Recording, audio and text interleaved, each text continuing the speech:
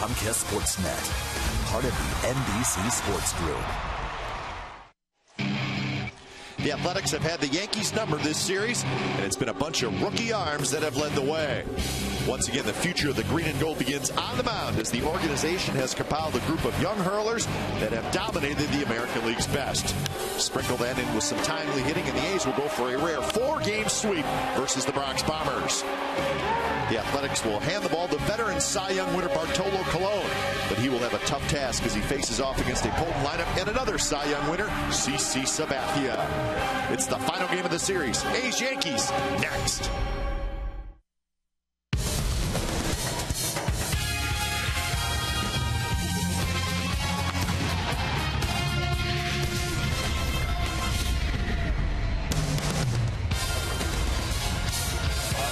It is the final game of the homestand for the Athletics, and the A's fans are pumped. Why not? The brooms are out. They'll go for the sweep of the Yankees today, and it'll be up to Bartolo Colon to keep up the great pitching that the A's have received in this series, and really for a while now. And he'll be opposed by CC Sabathia. It's Hyundai Sunday on Comcast Sportsnet California. It's brought to you by your Bay Area Hyundai dealers. It's the A's and the Yankees coming up on Comcast Sportsnet California. Good afternoon, everybody. Welcome to Oakland A's Baseball along with Ray Fosse. I'm Glenn Kuiper. It's been a great series for the Athletics, and really timely hitting, yes, but it's all about the pitching. Yankees have scored just 6 runs in this series, and how about the young starters for the Athletics? Amazing. 3 rookies starting against this club, almost a $200 million payroll. They could not think about anything. Started with A.J. Griffin on Thursday. He started as the rookie, did it in Minnesota. The A's swept that weekend series, and then he turned it over Friday to Tommy Malone. Spectacular changeup, a career best 10 strikeouts, and he used his changeup very effectively. Also stuck some fastballs in, and then last night Jared Parker went 1 inning better as he went 8 innings. Also the changeup from the right-hander, gave up just 1 run. He did walk a batter, the first in this series for the Yankees against the A's pitchers, but it was unbelievable what those 3 pitchers did. Not to mention Sean Doolittle, another rookie, getting the strikeouts in the 9th inning last night in his first major league save. You know, it's all about the veterans today, though. Colon and Sabathia, the starting pitchers, they have combined for 353 career wins. This should be really a great game because you do have 2 veterans. They both work very quickly, and if they're on, it could be one of those games that you just look at. Somebody makes a mistake, there'll be a run. That might be all the difference in the ball game today. But a lefty against a righty, 2 veterans, couldn't ask for a better finale when the A's trying to win 4 games in a row against the Yankees. And the A's have also won 8 out of 9, so when you're in a great stretch, well, everybody contributes. Let's not forget about the A's bullpen. They are indeed the unsung heroes for this team as of late. So the A's and the Yankees coming up on Comcast Sportsnet California. The A's going for the 4-game sweep.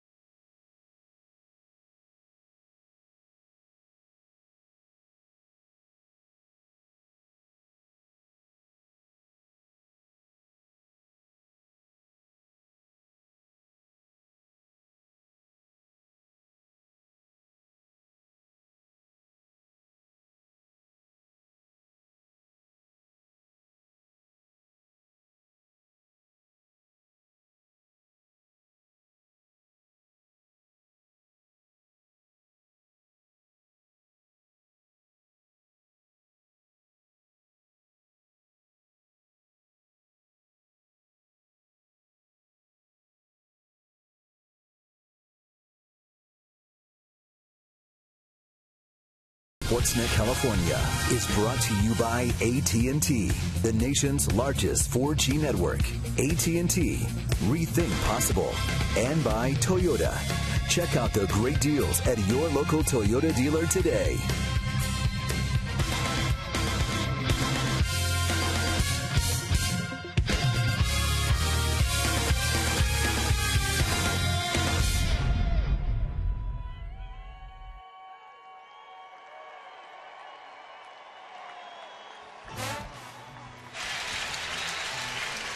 Welcome back to the Coliseum as the national anthem, beautifully done.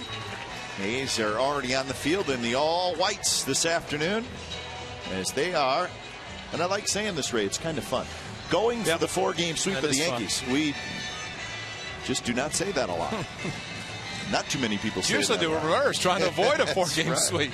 So not the case today. So it's a beautiful day for baseball. Nice crowd on hand again as the A's wrapping up this homestand.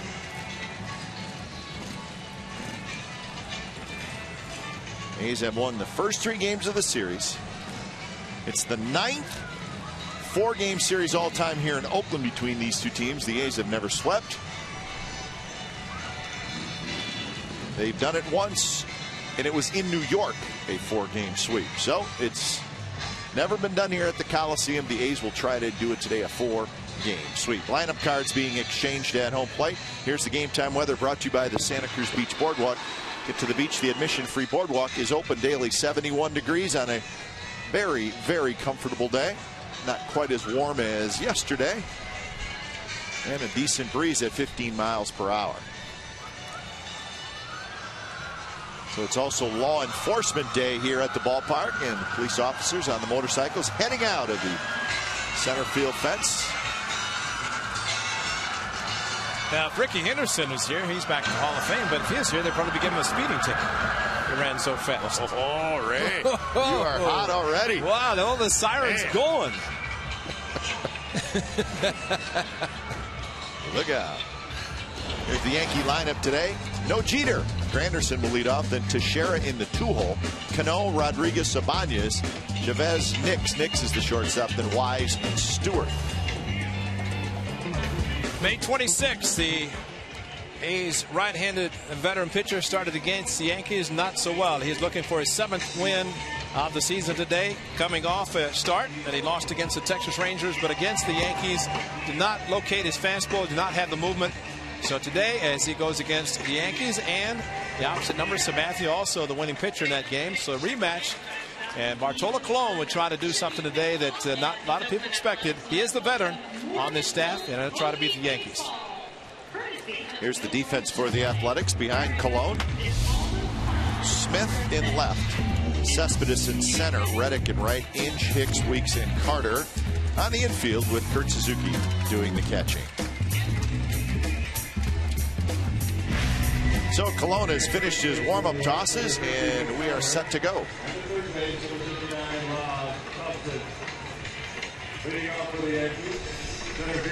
Well, the A's will travel tomorrow to Toronto to start their road trip in Toronto and Baltimore. The Yankees will head to Seattle, and they'll open up a 3-game series against the Mariners up north tomorrow night.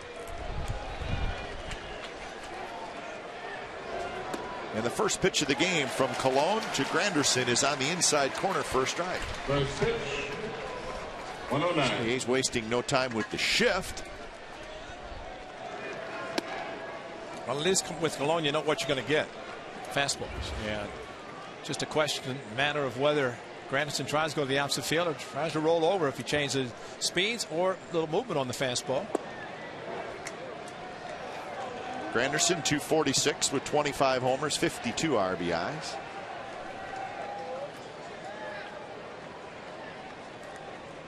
Shikoff did not want to go inside with a fastball, so is going away again. And just missed again. So 3-1 the count with Teixeira on deck and then Cano. So a little different lineup for the Yankees, especially with no Jeter. There's a strike. Swisher still out. Russell Martin not in the lineup today.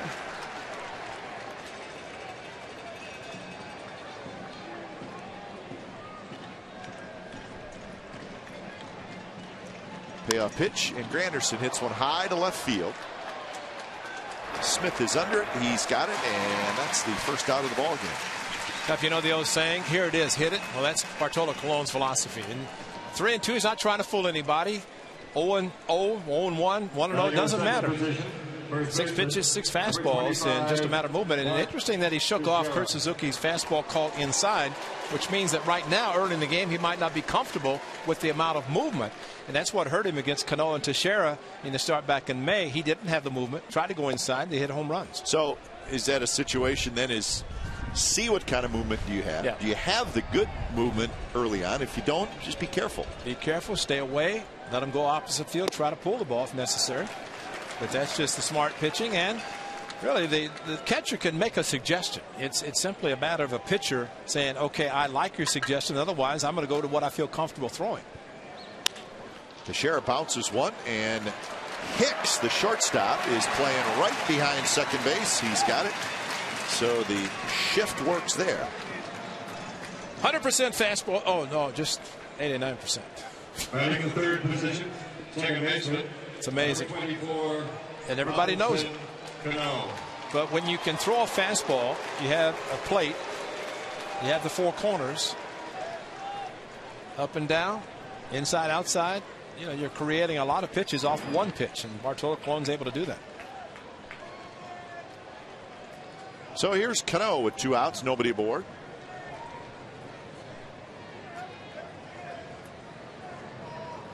And Cano hits a shot. Hicks is right there. So the shift works in the top of the first, and it's a 3-up, 3-down inning for Cologne. No score as we head to the bottom of the first.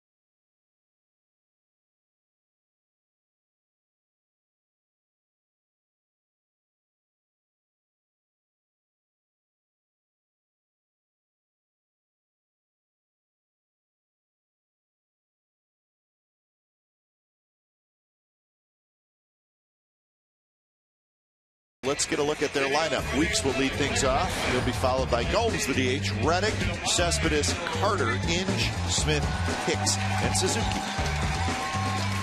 And it is Vallejo's own CC Sabathia, much lighter Sabathia, looking for win number 11 on the disabled list with a slight groin pull, but came back and using a slider that was devastating. So what the A's have to look forward to this afternoon is a slider down and in to the right-handers, away from the lefties. Good fastball. He's got an assortment of pitches, and he's a bulldog. First pitch to Jemiah Weeks is in for a strike. 219 the average for Weeks with a couple of home runs. He is 2 for 11 in this series.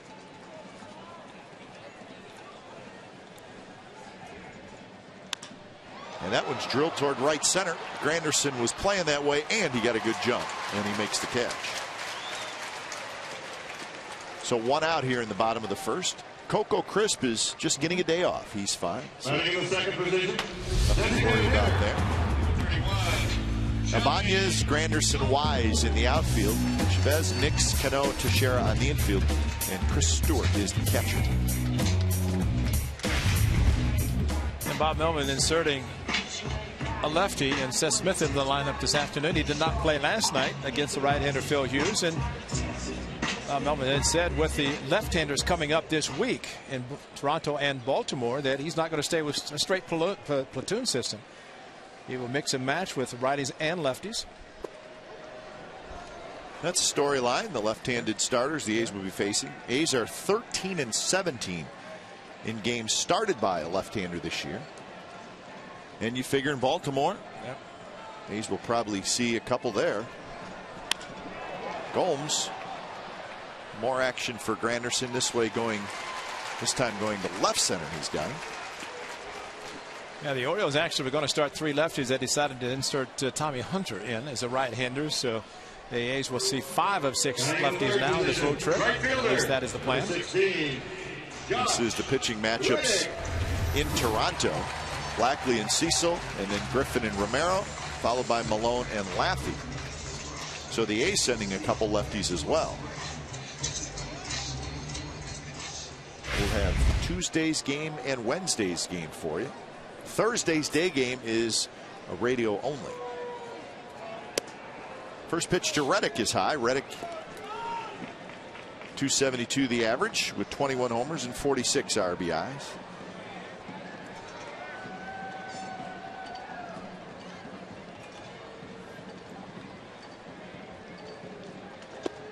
Slider and a good one, and it's 1-1.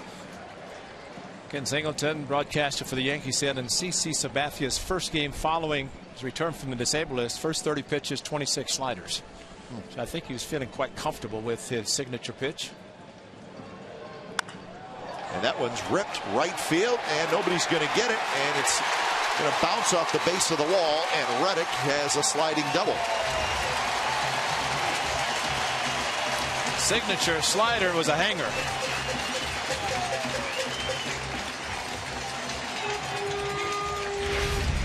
Josh Reddick stayed on the slider, did not break it sharply as CC Warner kind of started at the hitter, and it stayed in the middle of the plate, and Josh Reddick kept the hands back and a nice follow through. Great swing, and you saw it in Exmo, and Exmo is always brought to you by Cache Creek Casino Resort.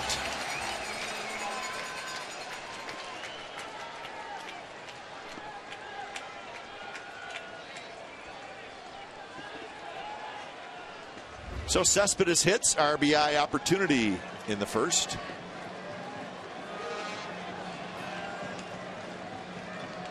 But imagine it's to the point now with Cespedes that you may want to pitch around him a little bit. And Sabathia is not going to pitch around a lot of guys. Chris Carter in the on-deck circle, but Cespedes is smoking hot. He's facing, actually, there are 2 rookies. One hitting now, one in the on-deck circle. A little bit different type of rookies. Big swing and a miss. Staniela Cespedes, a rocket to left field. I think he knew it was gone, as did everybody. Bat speed again through the hitting zone. A 92-mile-an-hour fastball, tremendous. That pitch Sabathia takes a little off, floats outside. Hughes pitched good last night, but the 2 home runs was the difference in the game. Parker just a little bit better.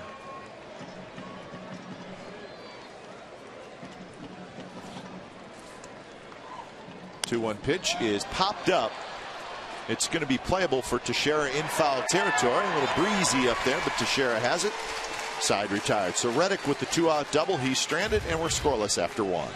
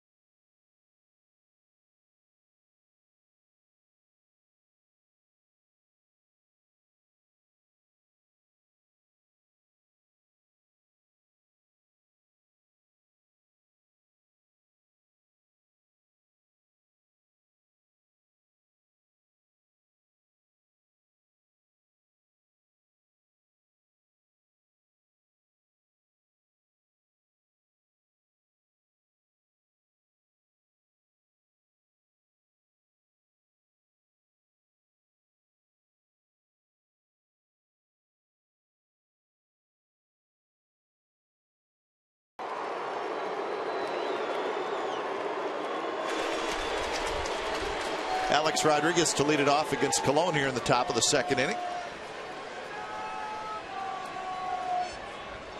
14 home runs on the year for Rodriguez, 41 RBIs. He's got 5 hits in this series, but all singles.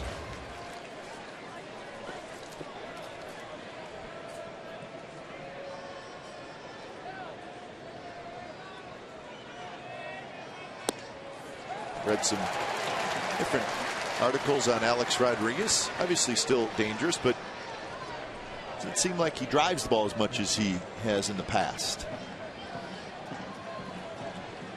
Let's talk about that Tuesday. Yeah, that's true. I don't want to make him mad. Who knows?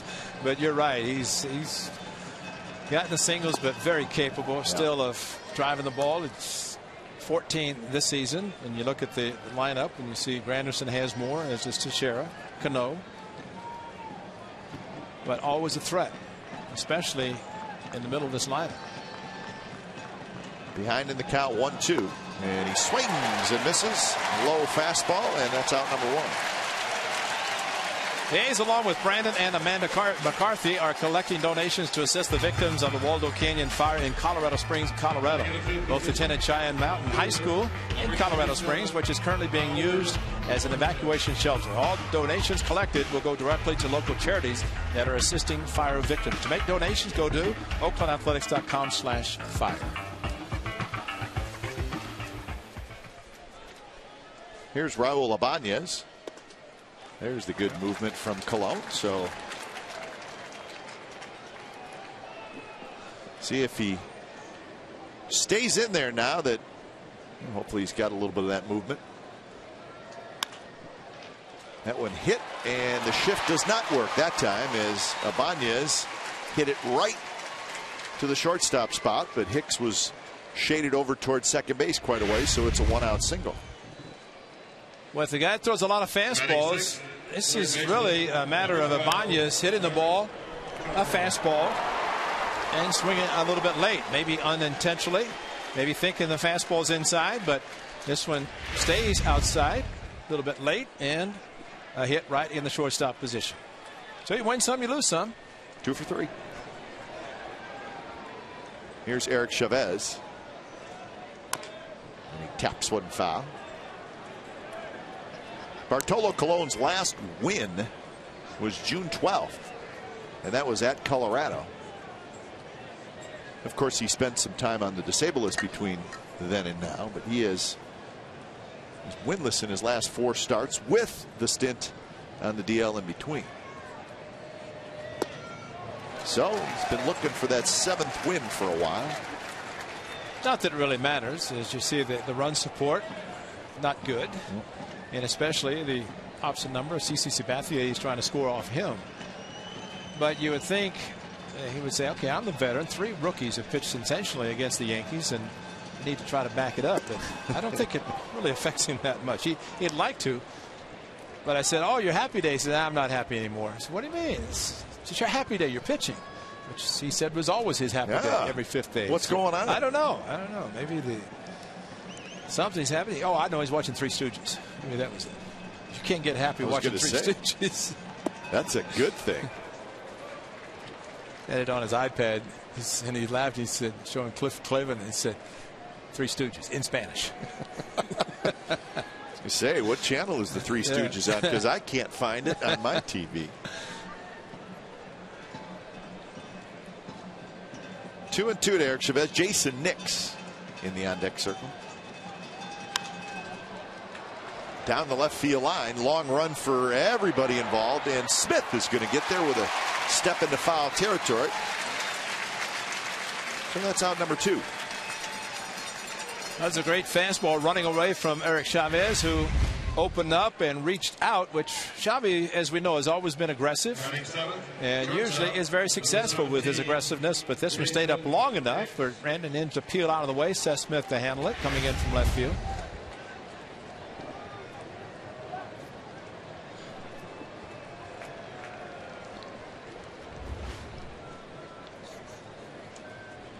So here's Nix starting at shortstop today. Here's when you You know, the Yankees have not won a game in this series. They still have the best record in the major leagues and a 7-game lead in the East. Guess it's always easier to rest your everyday players, but I still think if you're a manager, you still have to do it. Yeah. And even if you're playing well or playing poorly, you got to do it.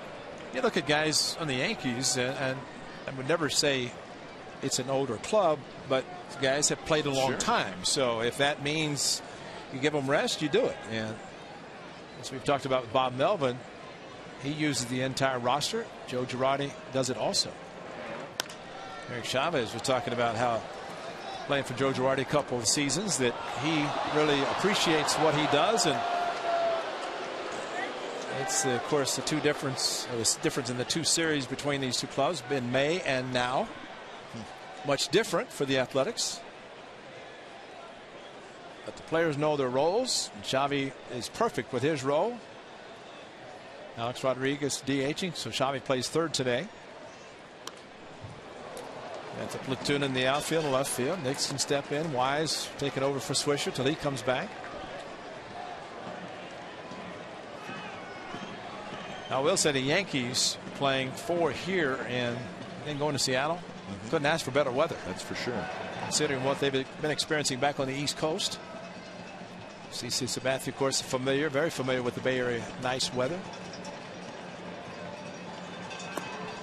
Speaking of weather, like you and I both like to do, see what we're in for. Looks like it's going to be nice in Toronto, and it looks like it's going to be very hot in Baltimore. Mid-90s is what I saw. And humid. And humid.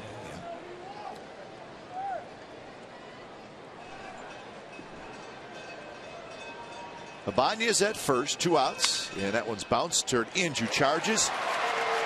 Backhand and flips to first, side retired. A runner left. We're going to the bottom of the second. It'll be Carter, Inge, and Smith. No score.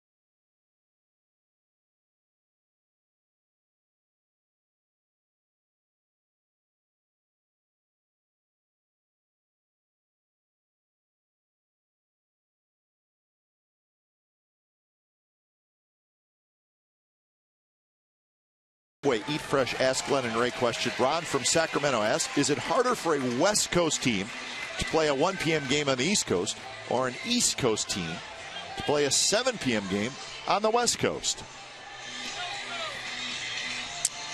It's a good question. I don't know. What do you think? I think it's always easier for an East Coast team to play any place on the West Coast just because of the weather. That's true. You can look at the times and all that.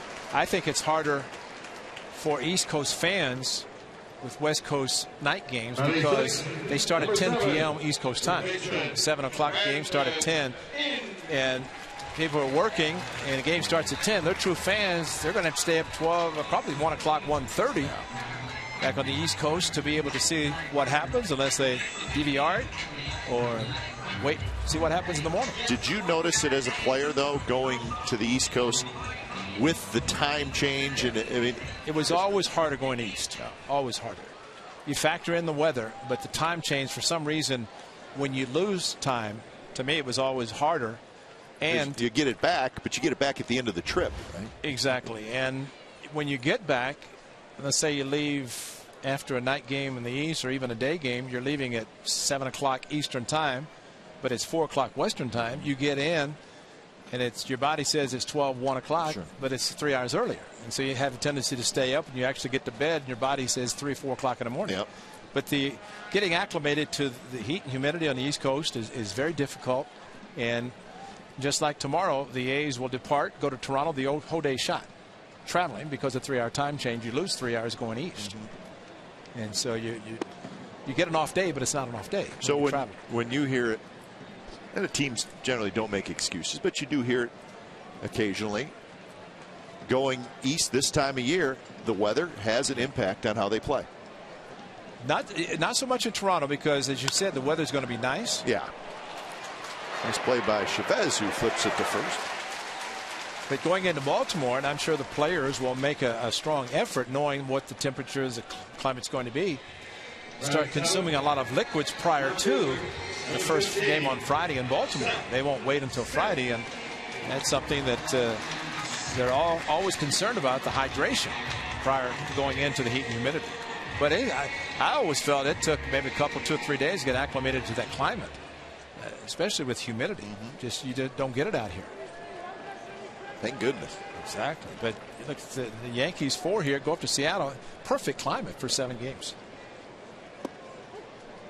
First pitch to Smith is a strike down around the knee. So a couple of ground ball outs here in the bottom of the second.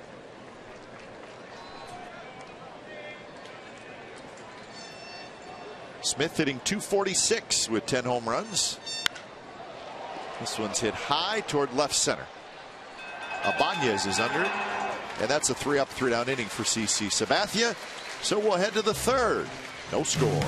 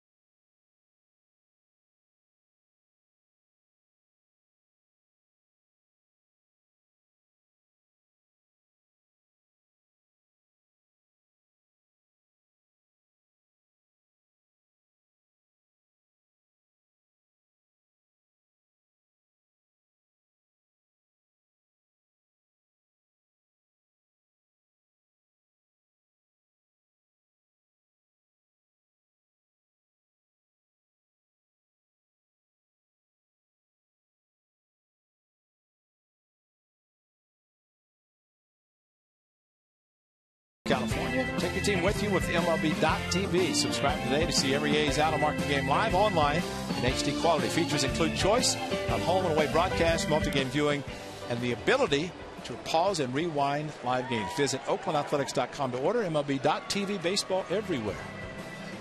Nice way to spend a birthday. Oh, yeah. Park and watch the Yankees and the A's. Big crowd, beautiful day. Real grass, sunshine, could see it.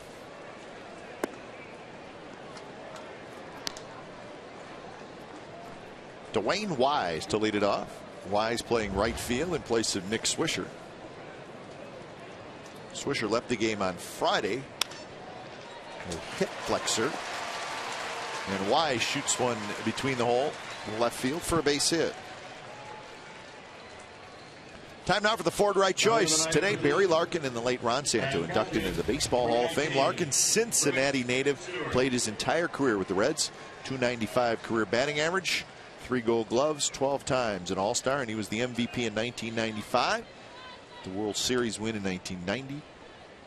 And Ron Santo passed away in 2010. Of course, longtime Cubs third baseman, 5 Gold Gloves, 9 times an All-Star. 342 home runs for Santo and 2,254 hits. So congratulations to those two gentlemen, both well deserved. And both should be there today with their induction speeches. Unfortunately, only Barry Larkin is there. As late Ron Santo's family, of course, will be there. But everybody knew Ron Santo should have been in the Hall of Fame. Why did it take so long? And as he told me in an interview I did the spring before he passed away, he said, I just hope I'm around when I get in. It's kind of sad. Unfortunately, really. It was sad because that was in March and he passed away in November and was inducted the next year. So it's sad, but the family definitely enjoying it. I was reading some. The runner goes, and Stewart drops one into right field for a base hit. But Wise will stop at second. I was reading some tweets today about the speech given by late Ron Santo's wife, Vicky, and Peter Gammons, of course, longtime baseball writer, said it was the best speech he's ever heard at the Hall of Fame. So I'm looking forward to hearing this. Ron Santo's wife, Vicky. Well, that was Barry Larkin. Here's Ron Santo, great Cub, forever a Cub. And number 10, and he was great. Such energy, and he carried it right into the broadcast booth, working, of course, with Harry Carey.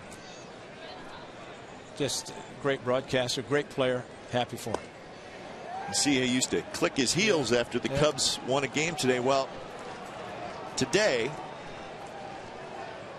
Cubs took the field today in St. Louis, and all the position players running out to their position clicked their heels. Is that great or what? The only thing better is if it would have been at Wrigley, but it was in St. Louis. So a nice tribute to Ron Santo.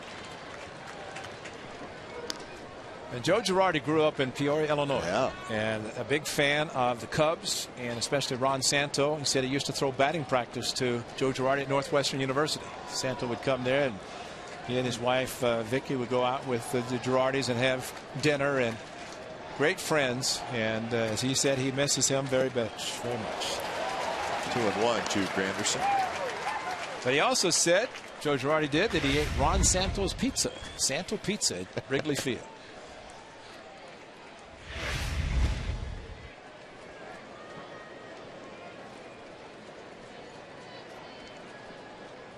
Scoring opportunity for the Yankees here in the third. And that one's drilled to right. Coming in is Reddick. He's got to play it on a hop. So everybody moves up a bag. The bases are going to be loaded and nobody out. And Josh Reddick had to be seeing the ball sinking quickly, and as a result did not want to take a chance and make a diving catch and miss it and have a couple of runs score. This ball started inside. Remember earlier he was not doing it, did not want to go inside, and that's one of the reasons to not have the sharp break to it. And Josh Reddick smartly came up short. Looked like the runner, Wise, was going to go back to second and realized the ball dropped in. He was going to make it to third. And Ian Stewart, who was part of the hit and run successfully, made it easily to second. So Teixeira hits.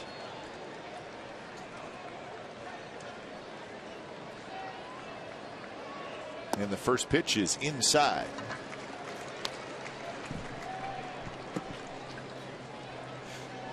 Interesting note there on Colon. That second time through the lineup, which just started with Granderson, has been a problem for him all year. And this one's looped, shallow left center field. That's trouble, and it's going to fall. 1 run scores, and the bases will remain loaded. So Teixeira with that big swing hits it off the end of the bat. not always an easy read for the outfielders, and it's an RBI single. Now the big swing occurred, and the result was because of the sinking fastball to the powerful Teixeira. Down and away, the swing. Look at the movement on the pitch down and away. He was hoping to get a rollover, a ground ball. Instead, Teixeira got under the ball, and Smith into a slide to avoid a possible collision that almost occurred anyway. So Stewart now at third, Granderson at second, Teixeira at first. And I would say, Ray, worst case scenario when you're facing the Yankees is if the 8th and 9th place hitter both get on to start an inning. And when Wise got the base hit on an elevated fastball, not surprised that Joe Girardi put the hit and run on with his 9th place hitter. And unfortunately for the A's, it was a base hit to right field. So now Cano hits, still nobody out. The RBI for Teixeira, number 65.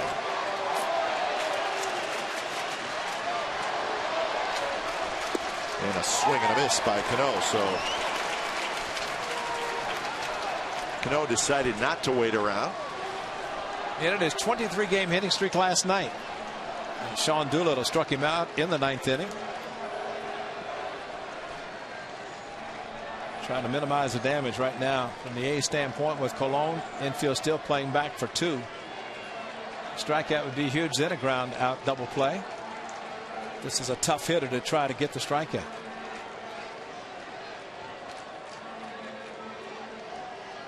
And Cano hits a shot right to Hicks. So Colon catches a break there. A better break would have been if the runners had taken off. He gotten at least a double play, maybe even an unbelievable triple play. But base runners, nobody out, stayed put. Nobody ran with the line drive, and especially runner Granderson at second base. He didn't move. High fastball, and that's not good. But coming right at you into the glove of Brandon Hicks. I bet it hurt his hand too. That was hard. So Alex Rodriguez steps in with the bases loaded.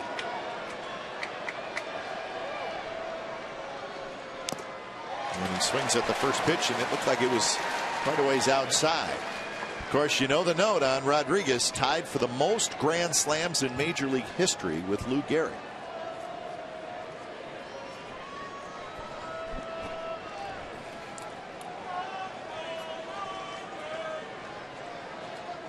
Rodriguez struck out in the second inning. That's the only strikeout for Colon so far in the game.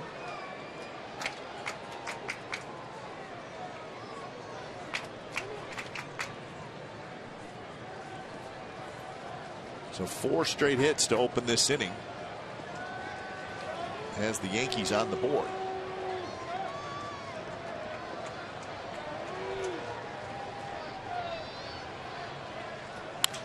And that one's drilled to the gap, and nobody's going to get it. 1 run scores, 2 runs score. They'll stop Teixeira at third, and Alex Rodriguez with a 2-run double, and it's 3-0.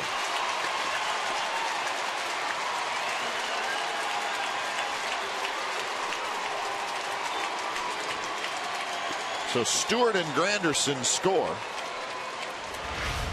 Location. And Alex Rodriguez, who swung at a pitch outside. This was supposed to be inside, and that's how much Bartolo's missing location. Pitch away. Alex got a chance to extend his arms, and I guess you could say it's a line drive. Otherwise, any more elevation, he would have had his 24th slam.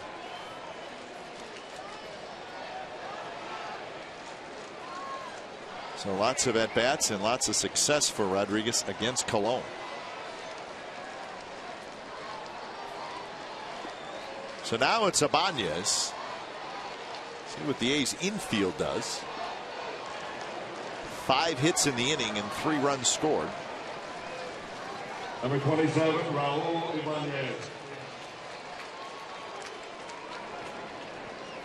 So the infield comes not quite all the way in, but pretty darn close.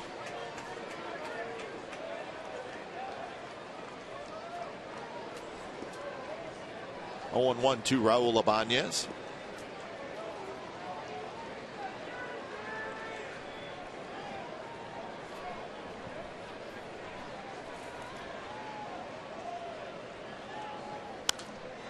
now 0-2. I think with the left-handers, and all of a sudden the A's bullpen's going to get active with Roberto. But I think with the location of the fastball of Colon, when he elevates, he doesn't get the movement. And good hitters, and these lefties in this lineup, the Yankees are good enough. They won't try to pull the pitch, which the A's are hopeful that they would do. Instead, they go with the pitch the opposite field, and that's what's hurt the A's. So that's kind of a double whammy then. Pitch is up and it's straight. Exactly. Ibanez swings and misses. So off speed from Colon, and he gets a big strikeout. He definitely pulled the string, got the change up, and a great pitch. And I would think Ibanez, like most of the hitters, looking fastball, and he threw it right out of the same slot as he would throw the fastball, yet pulled the string on the changeup. So Eric Chavez will hit, second and third, 2 outs now. And a nice play by the catcher Kurt Suzuki.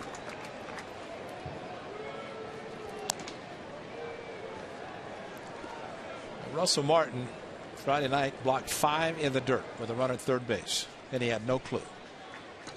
He said, I did? But see, that's the job of a catcher. And I talked to Zook about it, and he said, we don't think about it because that's what we're supposed to do. You don't think about how many you do, but that made the difference in the game. Fortunately, the A's won it, but it could have been much more of a lead for the A's.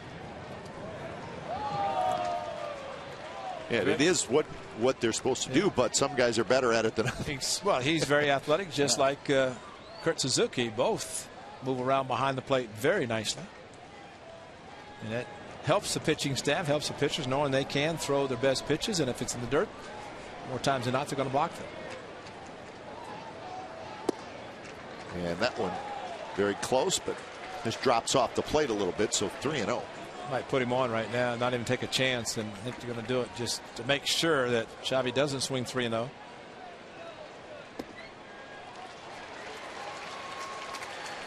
So it'll be Jason Nix, a right-handed hitter. And now it's a situation where you just don't want this game to get out of hand at all. So this becomes a very important at bat, even though it's just the third inning. Ibanez at bat so far is the biggest one. Rodriguez driving in 2, making it a 3-run game. The crooked number. But getting Ibanez and so far keeping the runners on base is definitely a huge one. Nix grounded out to Inge to end the second inning. And the first pitch is hit toward right field. Reddick toward the line, and he's got it side retired. 3 runs on 5 hits for the Yankees. We'll head to the bottom of the third. 3-0 New York.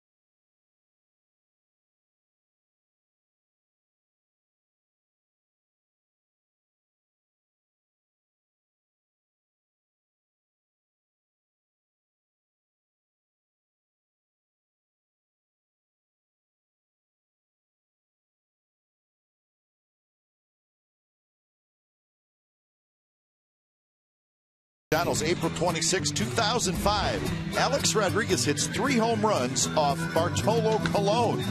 The Yankees won the game 12-4. Rodriguez went 4 for 5 with 10 RBIs. That's right, 10 RBIs. Ironically, that was the year Colon won the Cy Young. It was his second year with the Angels. He won 21 games, Cy Young Award winner, but that was not a good day for Colon. Sabathia's got a Cy Young. And just wonder if those 3 runs, it's for CC Sabathia to say that's enough. That's all I need. Because he is a horse anyway. Got a whole bunch of people watching him from Vallejo today. Now, and CC probably bought every ticket for the 300. I would imagine that he did.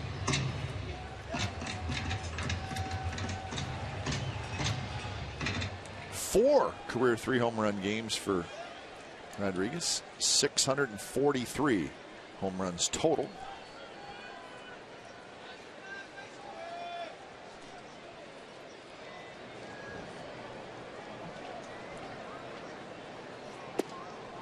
And that is a strike called for strike 3. Hicks, not quite sure he's in agreement, but it's the first strikeout for Sabathia.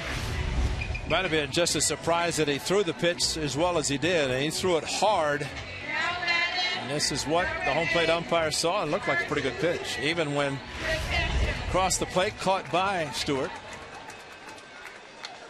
How about that? 34 innings that the Yankees have scored. That's a lot, yeah. You know, that'll be 6 for 7, 12 for 17, 34. Some offense. First pitch to Suzuki is a strike.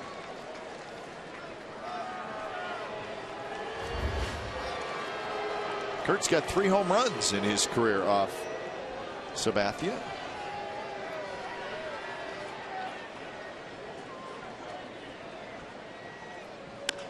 And this one skied shallow center. It's going to be Granderson coming in. He's got it.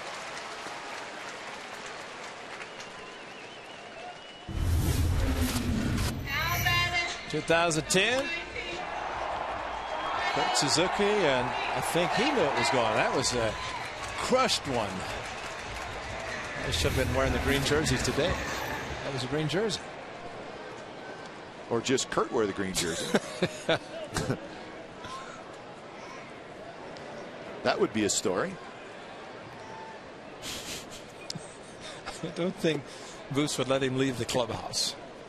Or, well, maybe the teammates would allow him to go just to look so different.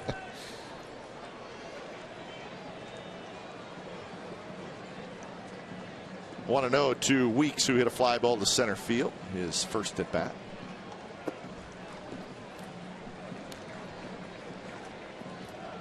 A's with just 1 hit. That was the Reddick 2-out double in the first.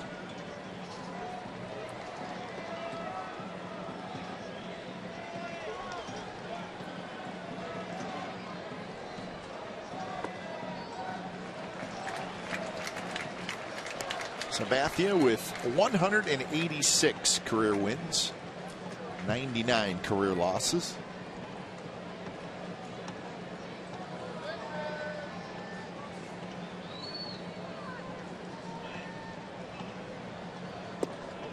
Showed him yesterday celebrating his birthday. He's 32 years old.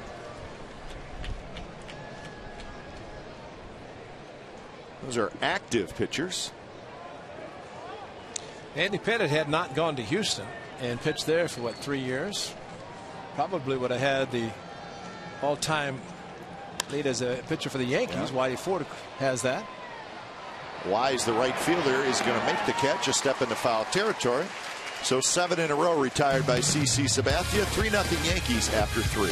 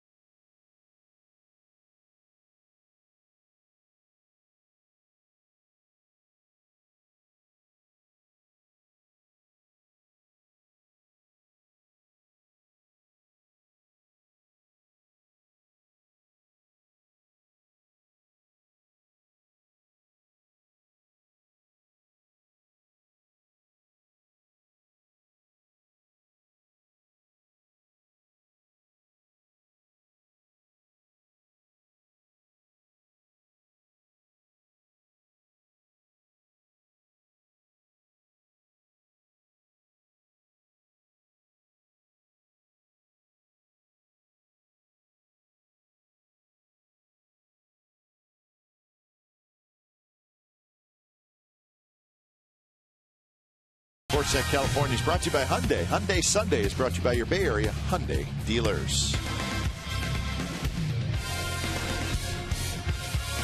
Top of the fourth inning. And Dwayne Wise to lead it off, and he bunts back to Colon, who pops off the mound and makes the play, and that's out number one. So the Yankees sent 9 to the plate in the third inning when they scored their 3 runs. Now batting, number 19. Bartolo Colon slowly getting back to the mound. Brandon Inge, former catcher, and his current catcher Kurt Suzuki out to allow him to catch his breath a little bit. Remember there's some pitchers that get up a little bit of age. They don't like to have people bunt on them, and sometimes they give them a bow tie. That's right. Nobody ever bunted on Randy Johnson. And you would think that that would be like the smartest thing to do. Guy's 6'10". And I always wonder, well, nobody bunts off this guy. Bunt off him. And you're like, well, here's the deal. If you have to hit against him again, he's going to get really mad. That's right. Nolan Ryan, he was the best. I think that boy needs a bow tie.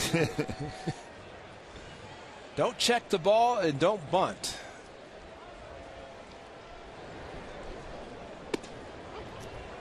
Inside corner, a strike to Chris Stewart. Stewart,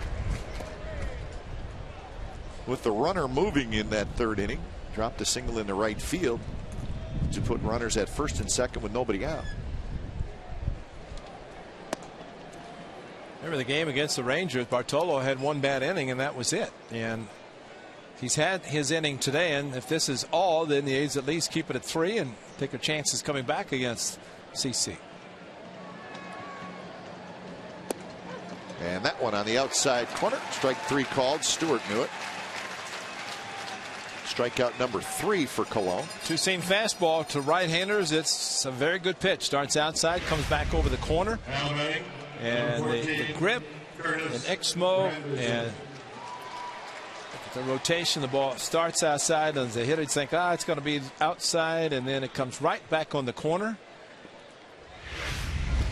Amazing what pitchers can do with a simple baseball, how they can make it move. Some guys make it move more than others.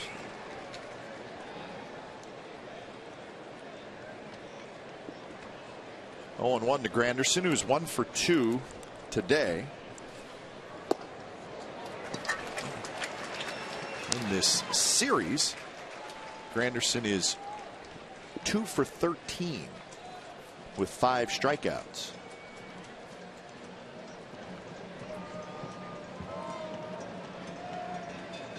Oh, 2 pitch setting up inside, and that one's drilled to right, and Reddick's gonna watch it sail, and that is home run number 26 for Granderson, and it's 4-0 New York. 0-2 pitch. And now you know why he shook off Kurt Suzuki trying to go inside in that pitch. It's like when he singled his last time. It was a pitch that was supposed to be inside, didn't move. Look at this location. Supposed to be inside, come back, maybe fool him. Didn't fool him, stayed right on it.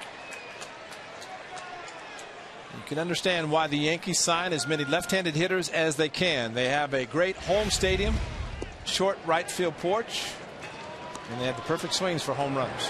You just saw another one.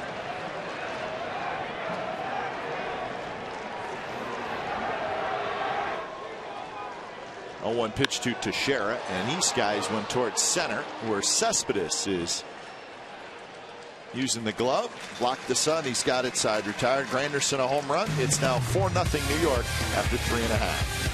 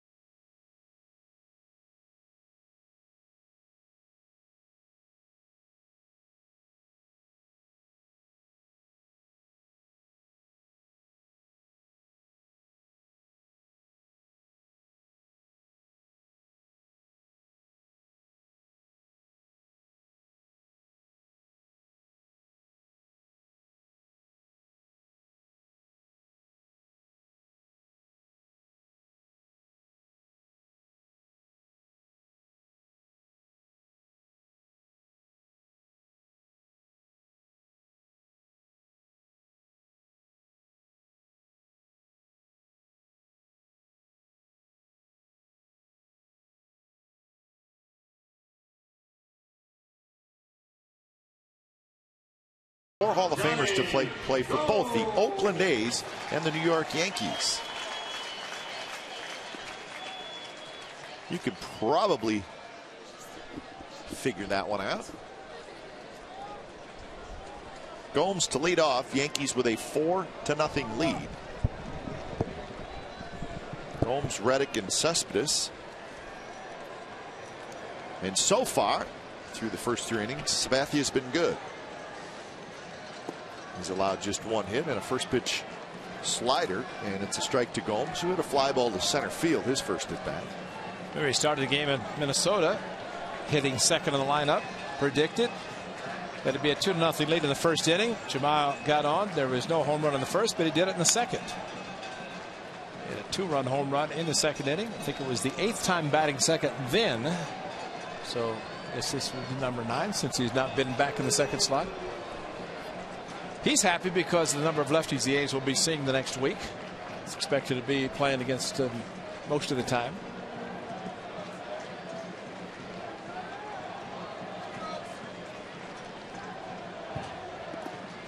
2 pitches low.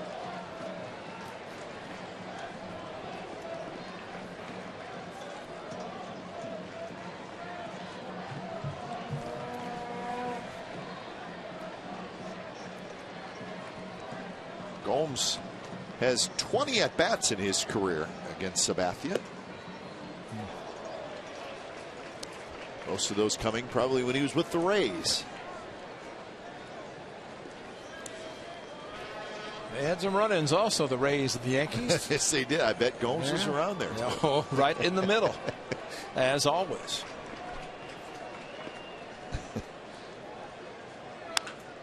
That one's into left field for a base hit. So leadoff single for Gomes. See if the A's can get something going here in the bottom of the 4th. Have your kids eat lunch with the A's this school year. On Saturday, August the 4th, when the A's play the Blue Jays, 7,500 kids will receive an A's lunchbox cooler presented by Capcom. For more information and tickets, go to oaklandathletics.com/tickets. Johnny Gomes got a hanging slider. So I would think, let's see, Vallejo and Petaluma go 707. 707. No, good question. So. I would. Yeah, they are. Yeah. So you got the 707s head to head today. First pitch to Reddick is high. Reddick doubled into the right field corner in the first inning. If there wasn't such a big crowd today, we might see all 300 people sitting together with CC's crowd and know who they were. But today, an excellent crowd again. Some of the last couple anyway, against the Yankees. That's a strike. Should be right around 30,000 today.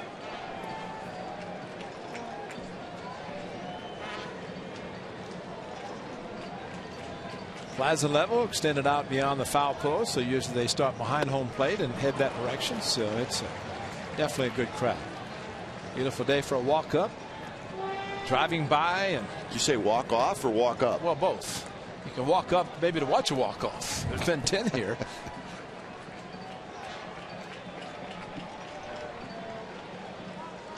Reddick behind in the count, 1-2. And that one, a slider outside corner, strike 3 called. Second strikeout for Sabathia. Well, even though he hit it for a double his first at bat, threw him the same pitch and took a little bit off this slider. Center fielder. Yeah, more than anything, nailed the outside corner.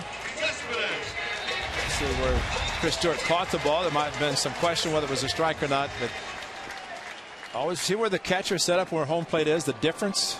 Here's home plate and there's the catcher. So the ball might seem that it's coming around or missing the plate, but by the time it crosses the plate, that's where the umpire sees it. And you always want an umpire to call the pitch where it crosses the plate.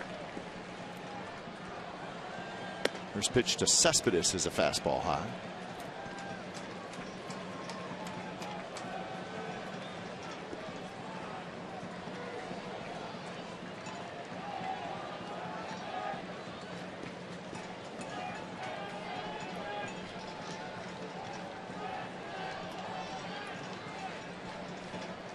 Gomes dancing, but not going. So 1-1. Cespedes fouled out to Teixeira to end the first inning.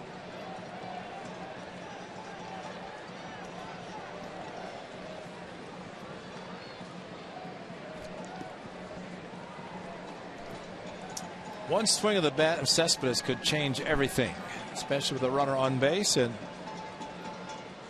it's one of those hitters now that every time he goes to the plate, would somebody say, almost in a question mark, when was the last time you had a hitter that you never wanted to leave? You always wanted to watch him swing. Well, Cespedes is in that category. But my favorite was Mark McGwire. 11 seasons watching him swing the bat. Never wanted to leave because you just wondered how far he's going to hit it. Well, look at the guy now in Cespedes, same way. You never know when he's going to unload on one.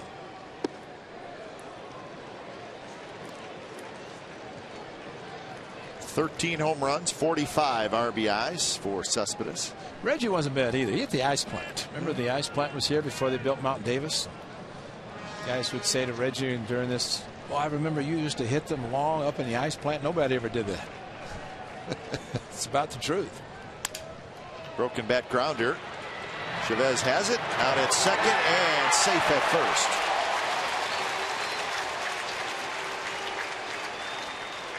So Cespedes' great speed keeps the inning alive. Might have broken his bat, but Eric Chavez, the 6-time Gold Glover, handled it perfectly. Nice feed to the second baseman Cano, and Cespedes just a little bit too quick. I think Mike Winters might know what he's doing. He's umpiring his 3,001 game today. Celebrated his 3,000th game of umpiring last night. And there's a nice introduction by, or at least announcement by Dick Callahan as the 4 umpires were at home plate exchanging lineup cards. And it's nice that the other 3 just kind of separated and let Mike Winters stand there alone.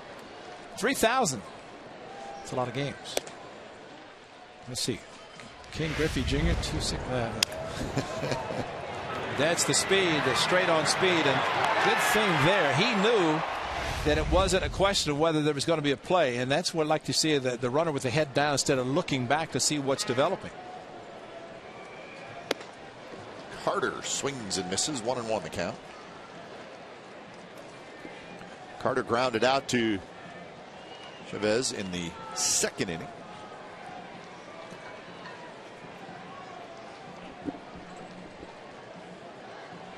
Carter now 10 for 33 on the season. This one's popped up shallow left, and it's going to be Abanez who comes in. Side retired. Leadoff single by Gomes, but nothing else for the Athletics. We're on to the 5th. 4-0 New York.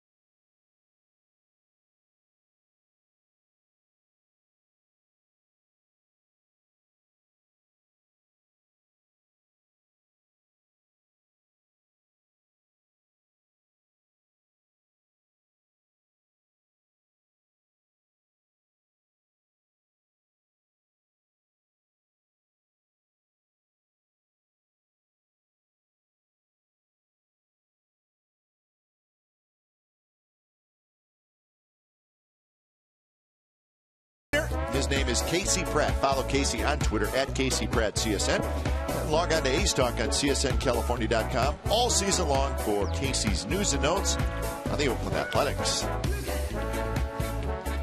Top of the 5th inning from the Coliseum on a beautiful Sunday. Right now, the Yankees are leading 4-0. Cano hits it hard, but right at Hicks, the shortstop, and that's out number 1. Now, Ray, we were talking about the Hall of Fame, which is a big day, of course. Barry Larkin, Ron Santo, also Tim McCarver, the Ford C. Frick Award winner, so congratulations to him. Next year, a little bit of a different story. Yes, tell us about those guys who are going to be on the ballot for the first time. It's going to be a little controversial, and I'm not sure anybody is quite sure what's going to happen. Barry Bonds, Roger Clemens, Sammy Sosa, Mike Piazza, along with Craig Biggio, Curt Schilling. Biggio will be the first year, right? That's his first? I believe it's the first for all of them, I believe. No, those are the first. Bagwell's already, was he on it last year? Yes. Yeah. Okay. Those are the first year guys. First year ballot. Okay. And we certainly know where the controversy stands. And it stands with, let's face it, the first 3 guys. Yeah. Bonds, Clemens, and Sosa. So there's going to be a lot written about that, and you're probably not going to know because it's early January. You're hard to. Yeah. It's a hard thing to get a feel on people how they would vote.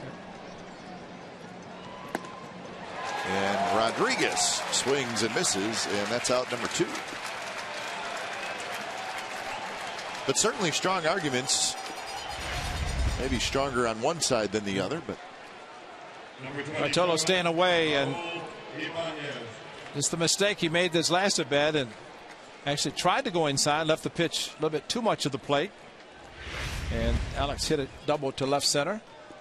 So double, 2 runs batted in, sandwiched between 2 strikeouts. Fans could cheer all they want about the strikeouts, but it was the big hit that hurts the most right now.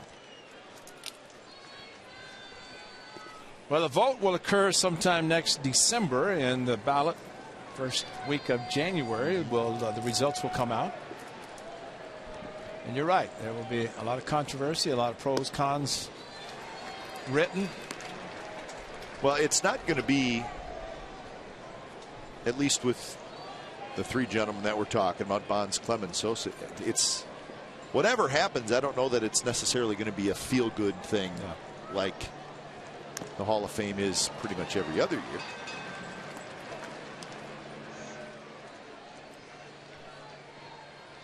So we shall see. The 2013 Hall of Fame vote will be interesting and controversial.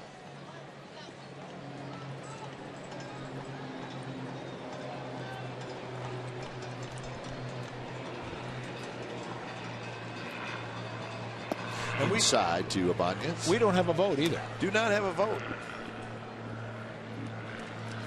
Well, people ask me about certain guys. I said, I don't have a vote. I'm not one of the writers. There's writers. Different writers have ballots for Rookie of the Year, MVP, Hall of Fame. I guess maybe Hall of Fame is a little different. Hit hard to center. Cespedes racing back. Warning track. He's got it. Side retired. 3 up, 3 down inning. Bottom of the 5th coming up. It'll be Inge, Smith, and Hicks. 4-0 New York.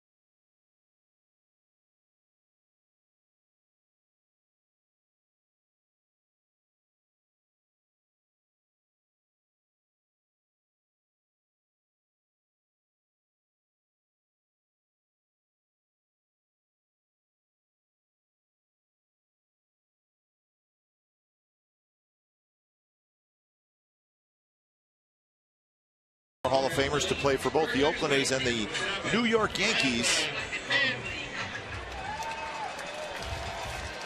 Jackson, Henderson, Hunter, Gossage. Of course, Goose Gossage was at the end of his career when he was with the Athletic. So Catfish signed one of the first big free agent contracts, or was it the first? The first. That's right, because he kind of got out a year early, right?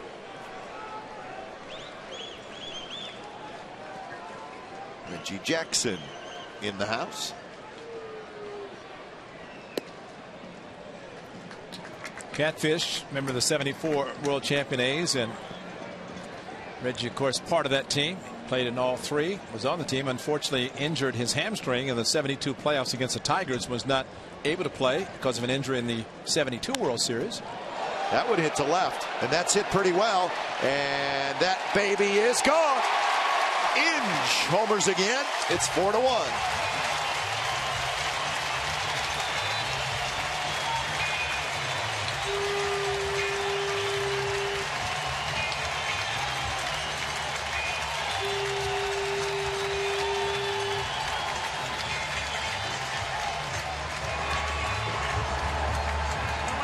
Bernie, make an appearance, Bernie.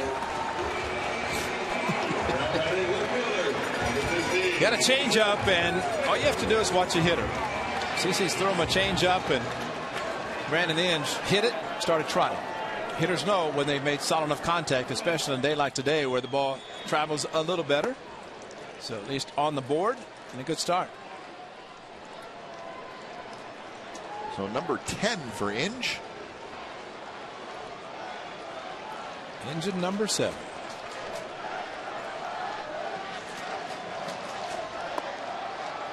You know, the Catfish story. Yeah. At the end of '74, evidently there was an annuity that needed to be paid by Charlie Finley, and he didn't make the payment, which voided the contract and made Catfish a free agent. And I'm talking to Catfish, unfortunately, when he was diagnosed with ALS and ultimately died, passed away, but he felt that Charlie Finley knew free agency was coming, which it did after '76.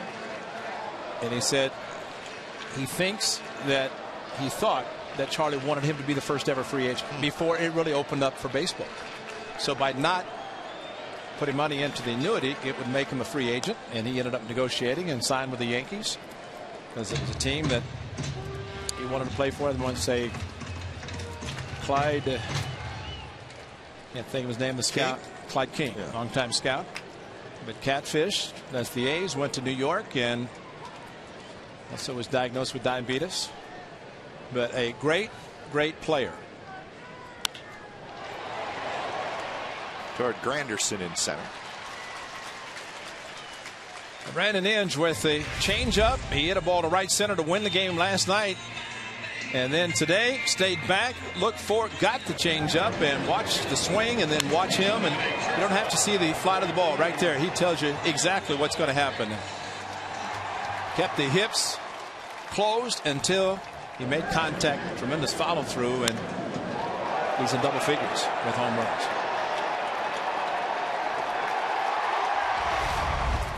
So here's Hicks, and he swings and misses. So free agency came in '76. After '76. After '76. And it was, club was gone. I mean, basically they all left and went different places, but Catfish had gone to the Yankees. Remember, Billy Martin was managing New York, and Catfish was in a 4-man rotation with the A's and very successful. Went to New York, and Billy wanted to put him in a 5-man rotation, and he didn't know what to do. He didn't know how to handle the extra day. How did that get resolved? Stayed in the 5th and just so they stayed in the 5. Yeah, but that was kind of the beginning of the 5-man rotation coming into vogue. And of course, in the early '70s with the teams, it was Blue Moon Odom, who's here also, and Catfish, Vida, Kenny Holtzman, Raleigh coming into the 7th for a 3-inning save.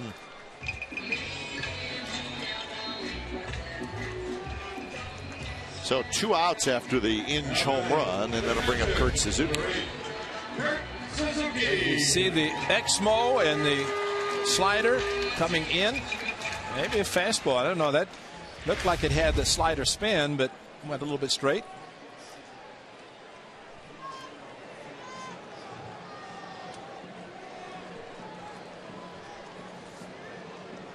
So here's Kurt Suzuki, and the first pitch, and that's a good slider. Catch a strike with that pitch on the first pitch. You know, with Reggie not able to play in the '72 World Series, I think he took it upon himself, the '73, to make sure when he played he was going to be good. And he was the MVP and did everything. That one's hit well to left field, and this baby's gone. 4-2.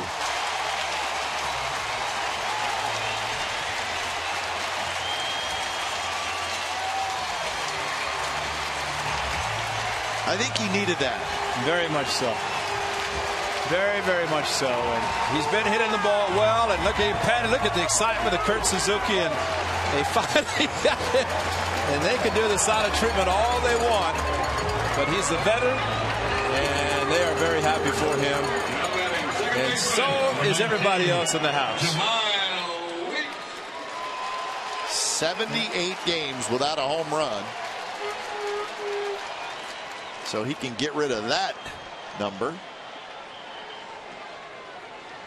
So the A's, a couple of solo home runs here in the fifth, right back in the game. It's now 4-2. But he didn't listen to Johnny Gomes, and Johnny said, "You hit home run, what's the hurry? Take your time getting around the bases." Zook was so happy, sprinted around the bases.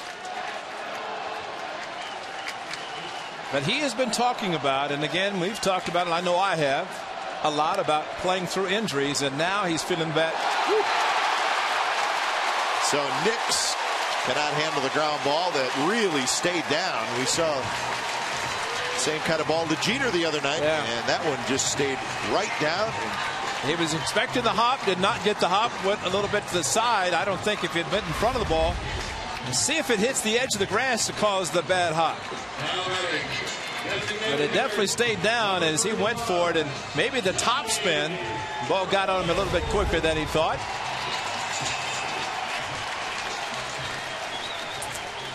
You talked about the number of home runs that Kurt Suzuki had hit prior to this game. Those coming against CC Sabathia. So credit to Bob Melvin pulling the right strings again, putting Suzuki behind the plate. Catching Bartolo Colon made it a 2-run game. So here's Gomes. And the first pitch is a fastball to Gomes on the outside corner for a strike. It looks like both home runs have come on a changeup. One to Suzuki was at 81, Brandon Inge 85. So off-speed pitches to both Inge and Suzuki. And the ball is carrying very, very well today. Gomes fists one foul. Excellent swing by Kurt Suzuki. Got the foot down and extended. You could see the swing got out in front, and it was the changeup. But to play hurt with the left hand that was bothering him, and there he's shaking hands, the quiet handshake with the silent treatment, but he could care less. That's how much he's respected in this clubhouse and on his team. Kurt Suzuki having a little fun with him.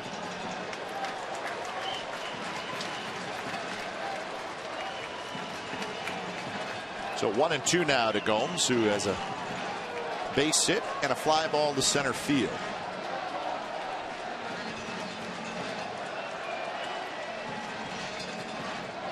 Weeks dancing around. Now Sabathia is going to go that way. These 2 runs coming in the 5th inning makes this a whole different game. 4-0 versus 4-2 is huge. Bartolo can do his job, keep the Yankees from scoring, give the A's a chance to come back again.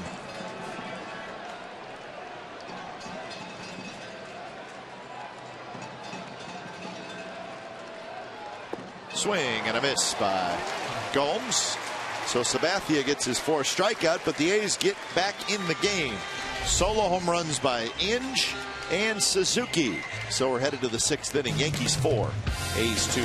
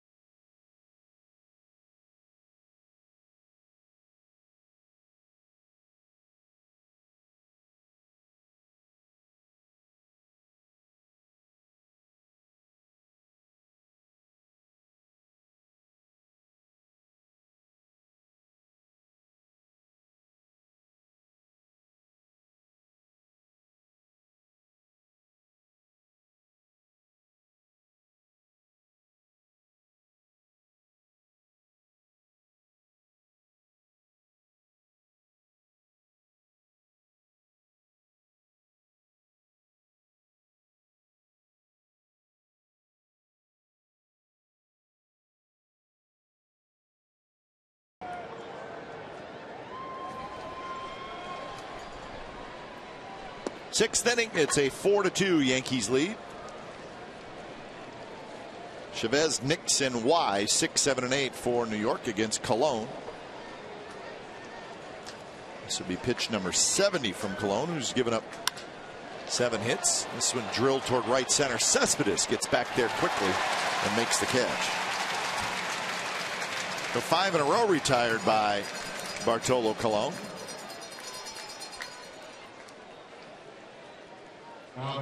So this would be a good inning to have, a shutdown inning.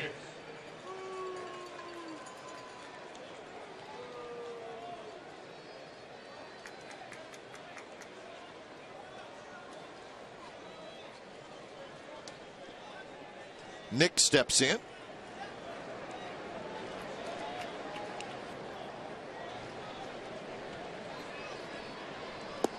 First pitch to Nix is dropped in there on the outside corner for a strike.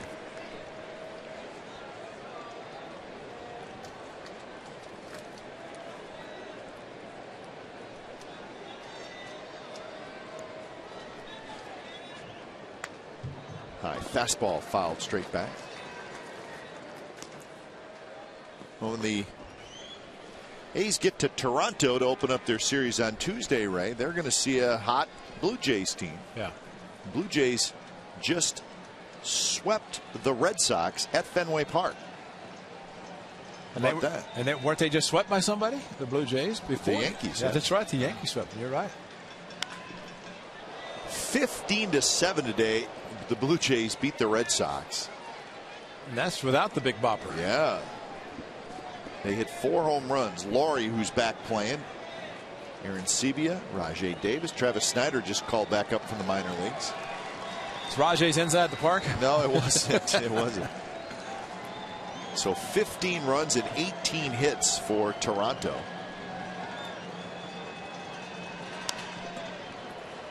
The line for John Lester, the starting pitcher today for the Red Sox: 4 innings pitched, 9 hits, 11 runs, 5 walks, and 4 home runs.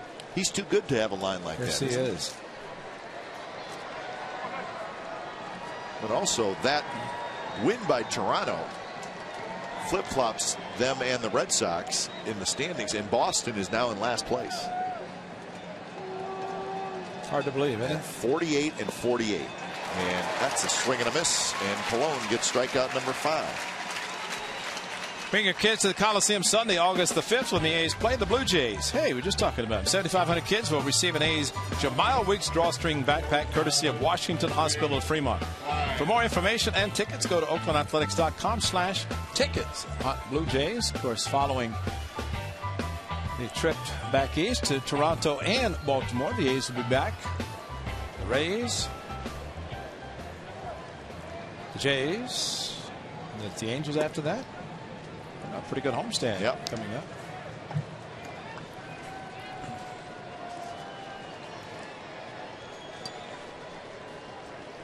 So 7 games against the Blue Jays in the next couple weeks.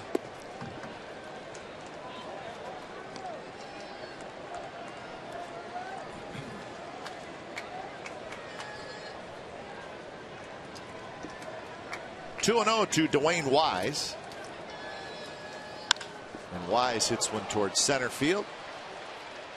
Cespedes backing up. He's got it. Side retired. 7 in a row retired by Bartolo Colon. Bottom of the 6th coming up.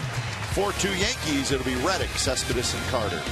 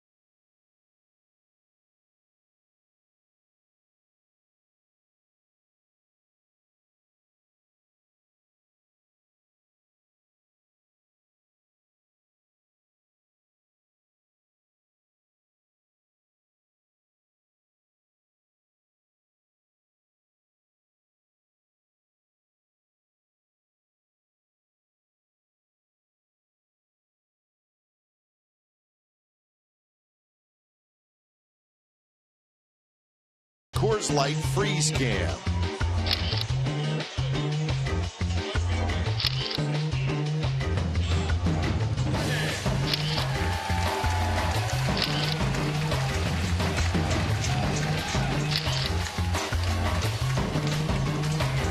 Coors Light Freeze Can is brought to you by Frost Brewed Coors Light. It's the world's most refreshing beer. That's a good young A's fan right there. He's pretty much got it all covered. Give you one guess who his favorite player is. I believe it's the gentleman stepping in the box. Yes, it is.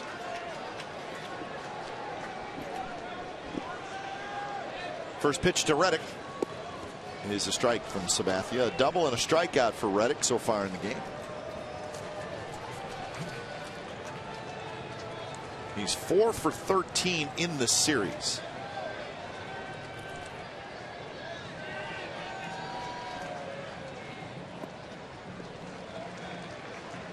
That was just pitch number 66 for Sabathia, so his pitch count is pretty good entering the 6th inning. He's one guy you really don't think so much about a pitch count because he is so big and strong and durable, and he can stay out as long as he wants to. Down the right field line, but Reddick got out ahead of it. Staying with the slider, and that's right. He hit a double and he struck out. So it continues as Sabathia continues to do that. Yeah, 100 pitches is kind of a joke for CC Sabathia. He'll fly right by that.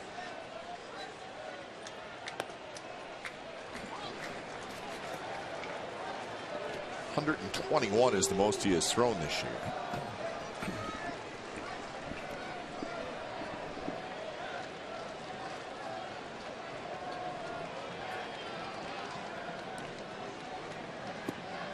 Good take by Reddick, and now it's a full count. Not a lot was done against the Athletics, or against the Yankees by the Athletics, but Josh Reddick straightaway center field. It's a great poke for the lefty off of CC, the lefty.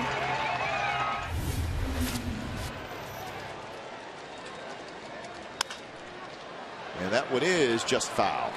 3-2 breaking ball. Yeah, another slider. Now CC Sabathia also, this is his 12th season. He's trying to do something that I think only 3 have done, and that's win at least 11 games in their first 12 seasons of professional or Major League Baseball. A couple of notables in Don Sutton and Tom Seaver accomplished that. But that's doing something. Double figures in wins in each of your first 12. He's already there at 10, but trying to get to 11. Great at that. That one is outside, and it's a leadoff walk.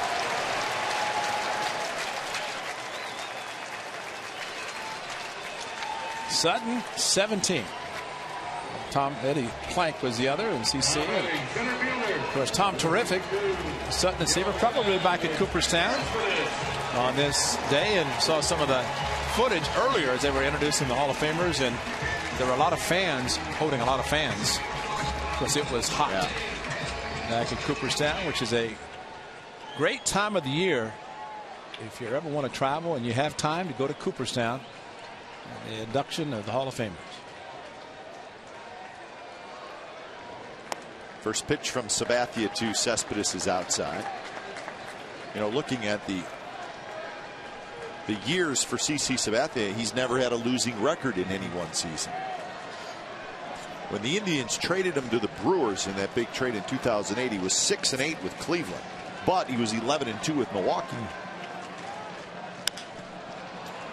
Ranging is Chavez far to his left, and the throw to second base, and they just get Reddick. So a nice play by Eric Chavez, going a long ways to his left. That's why the Yankees like Eric Chavez. They don't care what he does with a bat, playing defense at third base. And this is a great play. Not much of a chance to get Cespedes at first, but you get the chance to get the force, the lead runner. And that's how quickly it developed. Chavez said that Ron Washington taught him one thing that enabled him to be a Gold Glove third baseman. And he says he's always remembered it. Wouldn't disclose it. Don't blame him. Whatever, it's working for him, but helped him win the 6 Gold Gloves. and admitted that there was a time, prayed the ball wouldn't be hit to him. And now we see the great plays that he's made. He's a member of the Athletics and now second season with the Yankees. A great guy.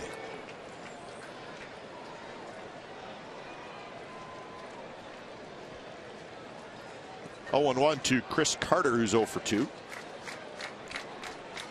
Cespedes, the runner at first.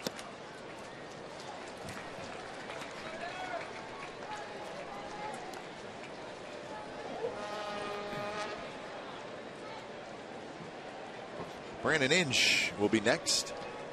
Inge with a home run in this game. A's with a couple of solo homers, both coming in the 5th inning. Inge and Suzuki. Carter's going to drop one into left center field. Cespedes is going to dig around to third. And the A's have first and third with 1 out.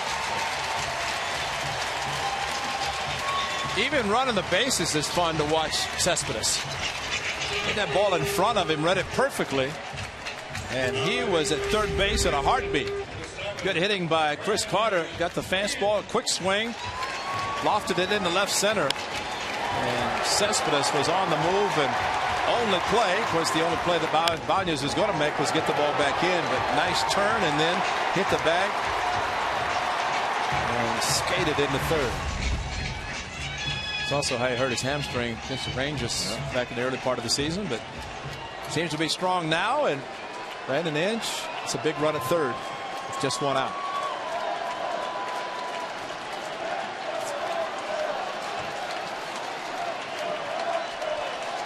First pitch to Inge is a fastball that's high. So the A's coming back again. Down 4-0 after 4.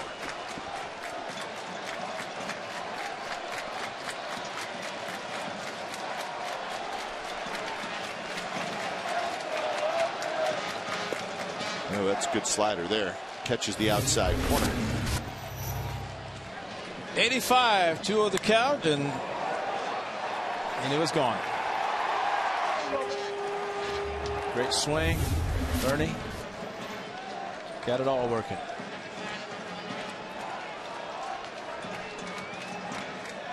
And that one is a bit inside. 2-1 to Inge. The home run was his 10th of the year. He's got 44 RBIs now. They pulled the home run off Sabathia, but the biggest blow was when he hit to right center last night. Hit 3 home runs on this homestand after quite a bit of a drought.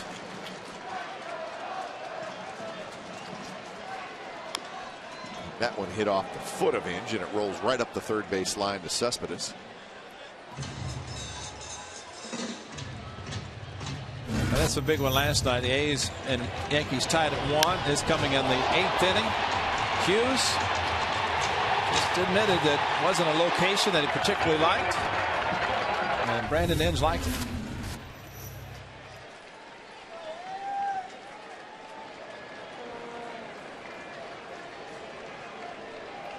Two pitch. And again rolled foul, so Inge hanging in there against Sabathia. Maybe waiting it out to get another fastball.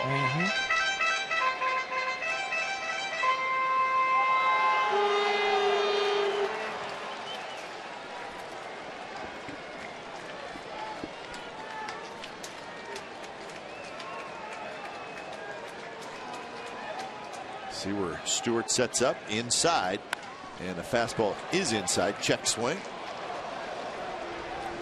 That'd have been a thing of beauty with the shift, and Cano playing there second base, check swing, dribble one through the infield, score a run, have another first and third. Huge hole on the right side, and expecting with everything inside the Inge, he's going to pull the ball. And with the slider, fastball in, it's pretty likely that it's what he will do.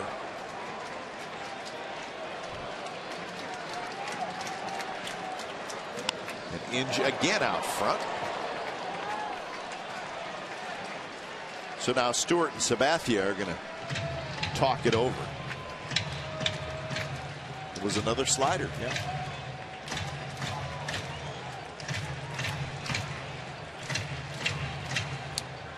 th pitch in this inning after a 64 pitches through the first 5.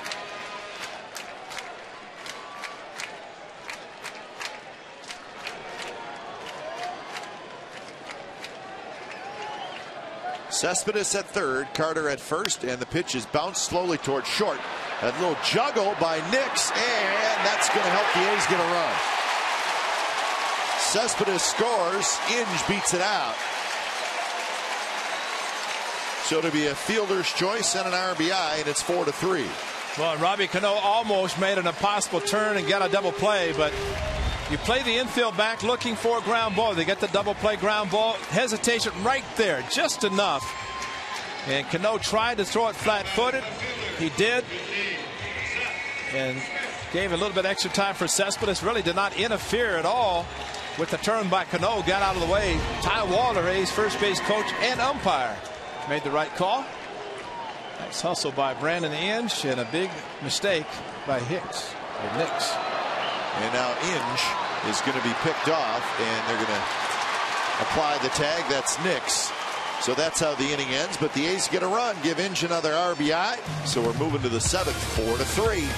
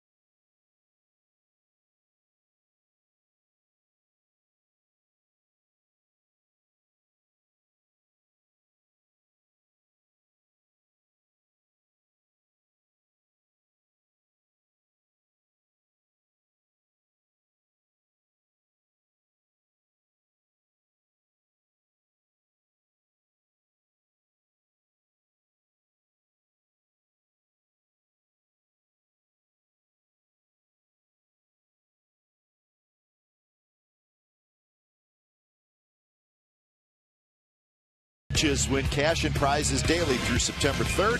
Visit cashcreek.com for details. It's the Port of Oakland on a beautiful day, beautiful Sunday in the Bay Area. The Yankees with a 4-3 lead over the A's. A's have climbed back in it with 2 in the 5th, 1 in the 6th. So now a 1-run game. What a surprise. A's have won 4 games in a row. All 4 have been 1-run victories. So it looks to be another tight one this afternoon. 6 innings so far for Cologne. The 4 runs, 3 coming in the 3rd, 1 in the 4th. Jordan Alberto up again. He was up in the 3rd inning. And then Bartolo Colon got the final out with the bases loaded. 2-out home run to Granderson. Other than that, been perfect. Missed again. 2-1 to Stewart, who's 1 for 2, a single and a run scored and a strikeout.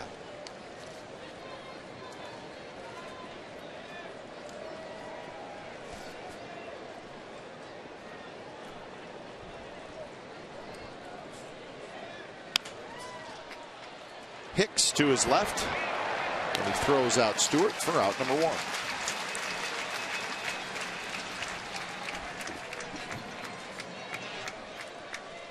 So now we'll head to the top of the order, and it'll be Granderson.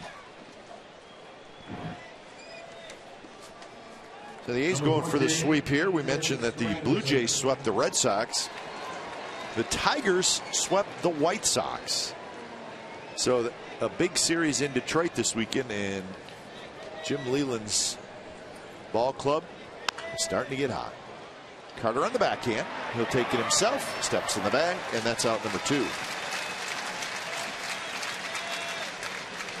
Here's your favorite, buddy. All right, updated wild card standings. Angels play tonight. Orioles are winning in the 9th inning. The White Sox have lost. So this is the real wild card, huh? That's the number 1. That's not number 2. Is that it? Yeah. The Angels are number 1. The A's have the 2nd wild card. It's pretty good. The games back is games back of the 2nd wild card team. So again, the Orioles are very close to winning their game. They're shutting out the Indians 4-0 in the 9th inning. So we'll let you know when that goes final. Teixeira with a shot to right, and that's a base hit.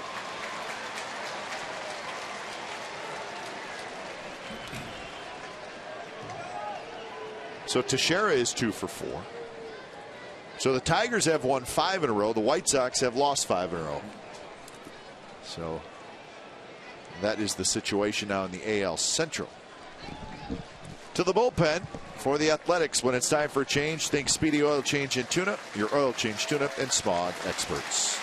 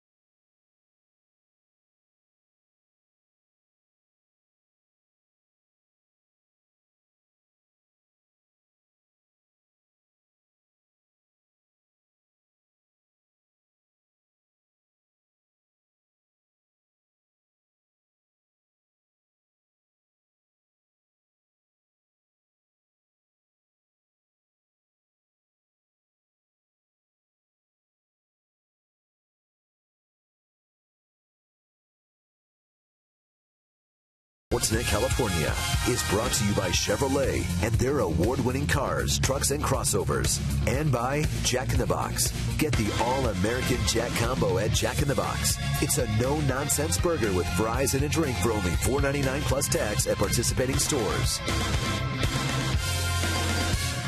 Bartolo Colon goes 6 2/3 innings. He will not get the win today, 84 pitches. So Norberto comes in to face Robinson Cano with 2 outs and Teixeira at first base. And the first pitch is in the dirt. Cano is 0 for 3 today and 3 for 15 in the series.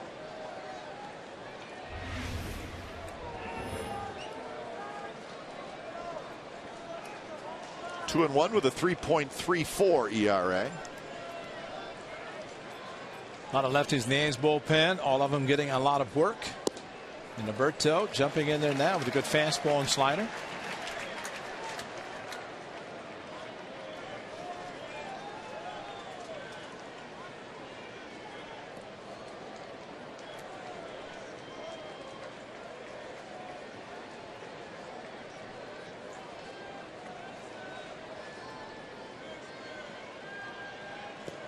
Another nice block by Suzuki. That one bounced way out in front of home plate. Better be athletic, and you better be unafraid of taking the ball off your body, especially when one bounces that far out in front of the catcher. You block balls in the dirt, you could never simulate those kind of plays where you, I mean, the ball bounces in front of you. That's one thing. Out in front of the plate, a couple of feet, you just throw your body in front of it.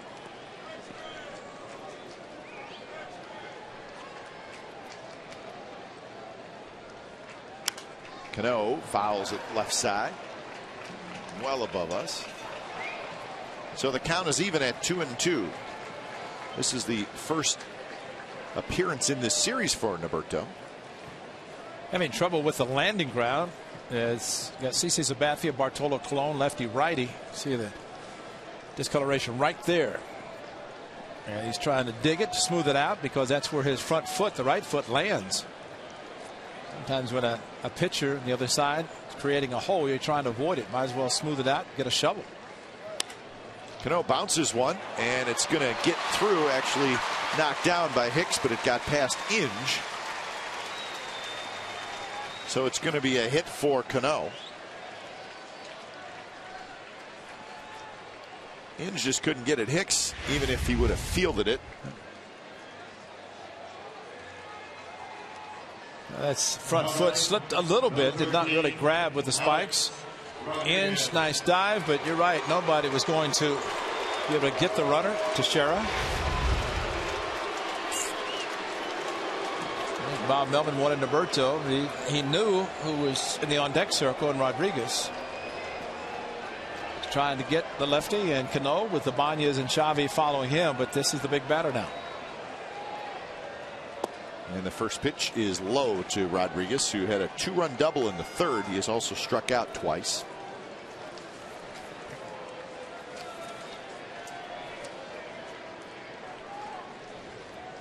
He is 6 for 15 in the series.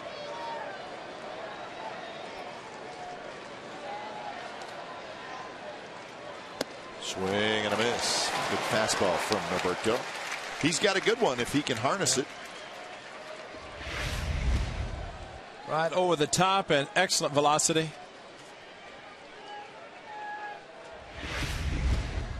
As far as he falls off to the third base side, you can see why it's a little difficult to cover first. Hope that he does not have to do that in this situation. And that one's lined. Smith is there in left field. He's got it. Side retired. So a couple of runners stranded. 7th inning stretch. 4-3 Yankees.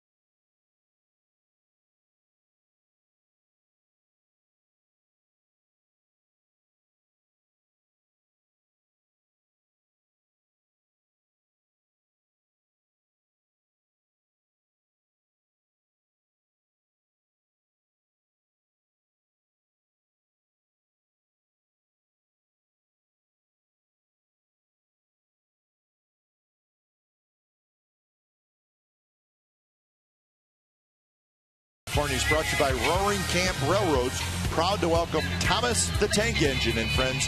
Details at roaringcamp.com. All aboard. Oh, yeah. Thomas. Jack London Square. If you're not there, you're here. Good ball game. Yankees 4, A's 3. The brooms are out. The A's will have to win it late, which is what they've been all about this year.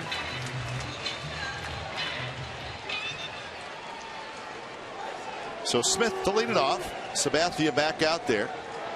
84 pitches for CC. He'll face Smith, Hicks, and Suzuki.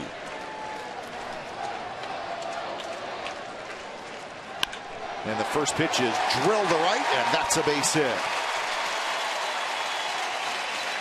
Hit number 6 for the Athletics.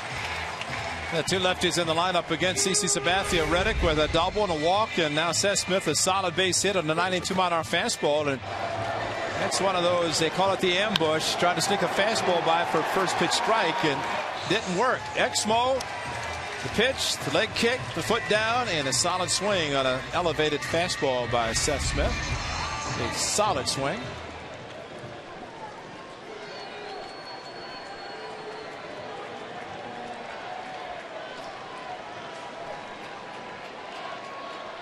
So the first pitch to Hicks is drilled foul.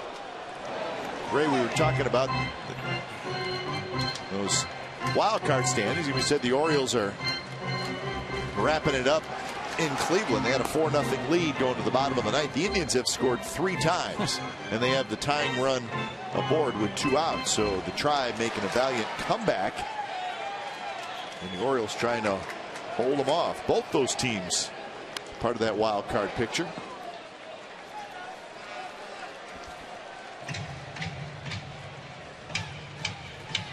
A's have not been to Cleveland yet. We'll be back to Baltimore this next trip soon. Yep.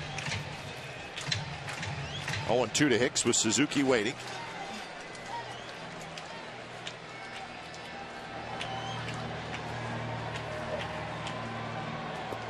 And did Hicks go? No.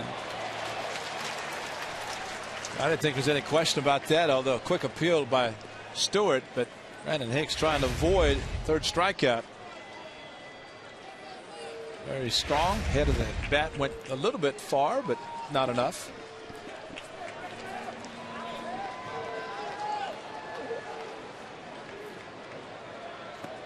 Hicks again takes the pitch low. Mariners beat the Rays today 2-1. Like Bevan got the win. So the Rays now 9 games back of the Yankees in the AL East, pending the outcome of this game. And Hicks takes strike 3 called. Strikeout number 5 for Sabathia. So Brandon Hicks has struck out 3 times today. Kurt Suzuki, his first of the season. The changeup from CC Sabathia over the out-of-town scoreboard. Took very little time to get around the bases. Gave the phantom high five to his teammates, who gave him the silent treatment. That's not right. It's around too long for that.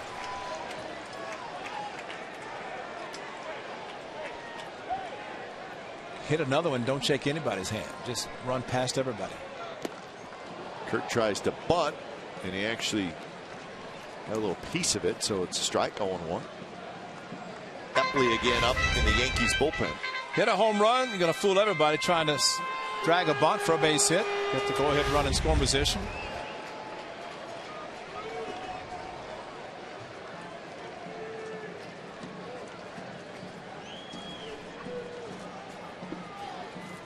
Smith, very short lead at first. And that one's hit, and it's just fouled on the third baseline. Indians have 2 on and 2 out in the bottom of the 9th inning. Ball hooked just enough in front of the bag, so it's foul. Remember, in the mid-90s, the game is over and the Indians are going to win. Even though they're trailing going to the 9th. 455 consecutive sellouts, and those people did not leave. Talk about a supporting cast. All those fans cheering in the 9th inning. Usually it helped the A's or the Tribe win.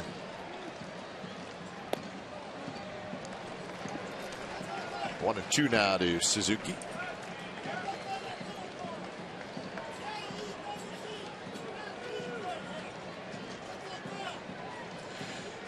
Suzuki also hit a fly ball to center field in the 3rd. The home run was in the 5th. Inge also homered in the 5th. He's got another run in the 6th.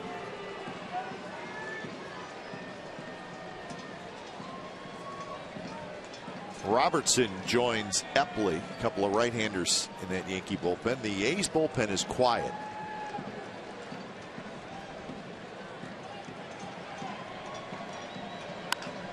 Another foul ball.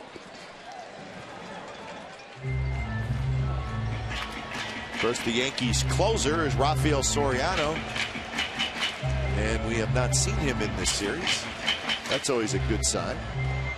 We saw him run from the bullpen into the dugout, and asked Mike Harkey today if the phone was working. He said yes, so it was just Soriano coming in to see what everybody was thinking about in the dugout.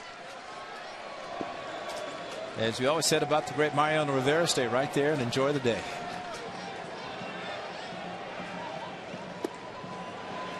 Two and two now. Rivera this past Wednesday at Wall Street ringing the bell. He's enjoying the time in New York with not playing. The Chelsea soccer team working out. He's a big soccer player in Panama. So watching them practice. Don't be surprised if Mo comes back. The Yankees get in the postseason, he might be there. And a slider, strike three call. Back-to-back strikeouts for Sabathia. Backdoor slider, and Kurt Suzuki was questioning home plate umpire about this call. Did it come around the plate? More times than not, that's called. And the catcher caught it in the strike zone, but we showed the distance between catcher and the home plate, and you have to see how much it has to come around the plate. So a questionable call that went the Yankees' way. Top of the order in Weeks, who is 0 for 3, reached on an error his last at bat. And there's a strike.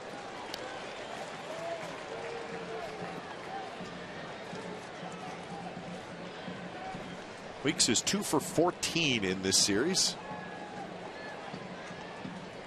So his average has slipped back some. Now at 217. And there's a shot. Teixeira grabs it on a dive, steps on the bag, side retired. So the A's got a leadoff hit from Smith, but that's it. We're going to the 8th, 4-3 New York.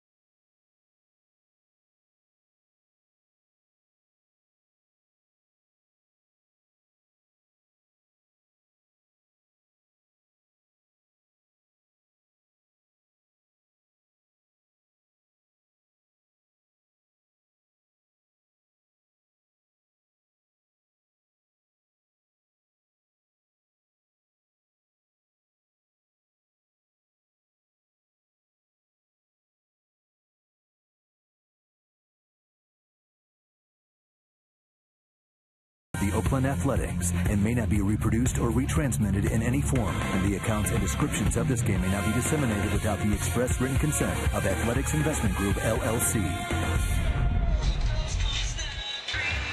And the A's fourth fireworks show of the season is on Friday, August the 3rd. The show, set to the sounds of the Olympics, is presented by Chevron. It begins after the A's play the Blue Jays here at the Coliseum. Bring the family and your picnic blankets and enjoy the show from the outfield grass. Online, our on-field capacity is limited. For tickets, go to oaklandathletics.com/fireworks.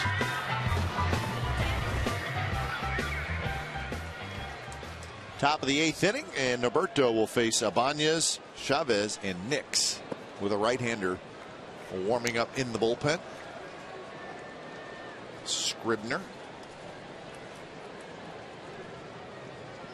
Yankees with 9 hits, the A's with 6. 1 error made in the game. That was by the Yankees. The Orioles ended up winning that game. They held on. So Baltimore 4, Cleveland 3. There's the final. So the Baltimore Orioles have won 5 in a row. So they sweep the Indians in Cleveland. So it looks like the A's will face a couple of teams that are playing good baseball. The Blue Jays finished off a sweep today. Handshakes for Sabathia. That generally means one thing, that he's done for the day.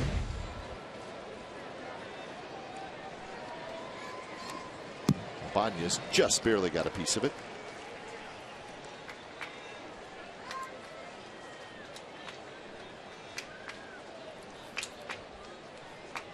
We always figured that every game's going to be some sort of a bullpen game. Last night, 8 innings by Parker, 1 inning by Doolittle.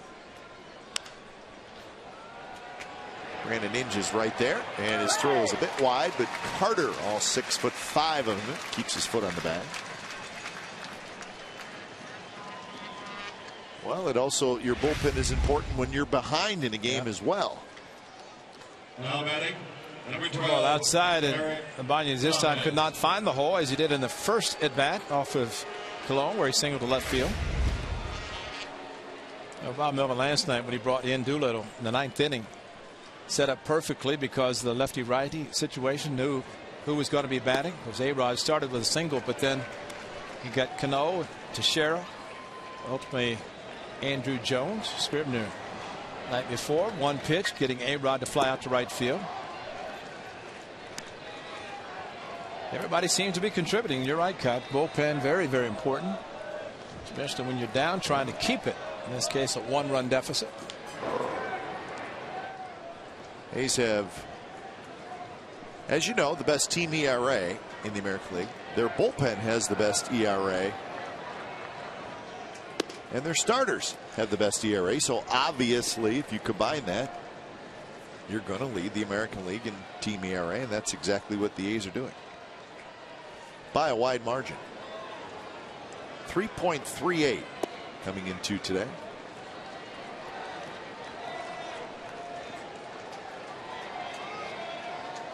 3-1 now to Eric Chavez. You don't want to walk him. Or worse yet, give him a good fastball. You should be swinging anywhere close on a 3-1. And he did, and he had a pretty good swing. 3-2.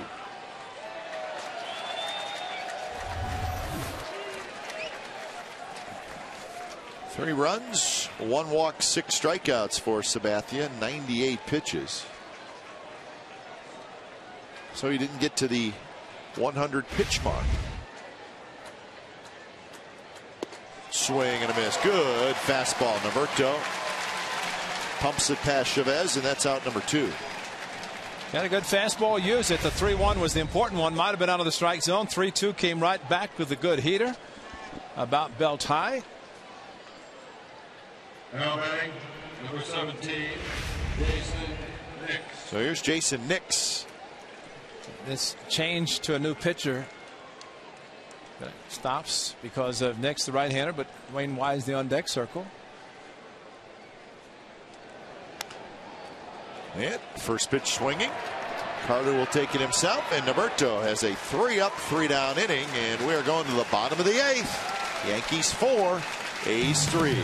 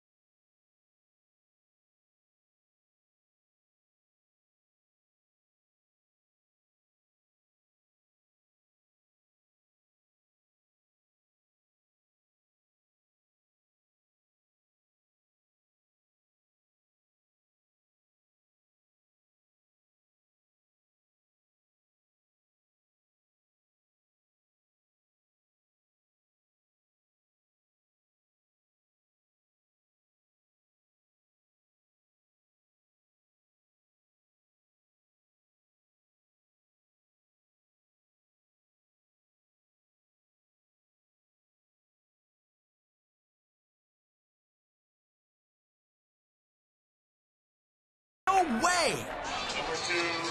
Here's our game summary brought to you by your local Toyota dealers.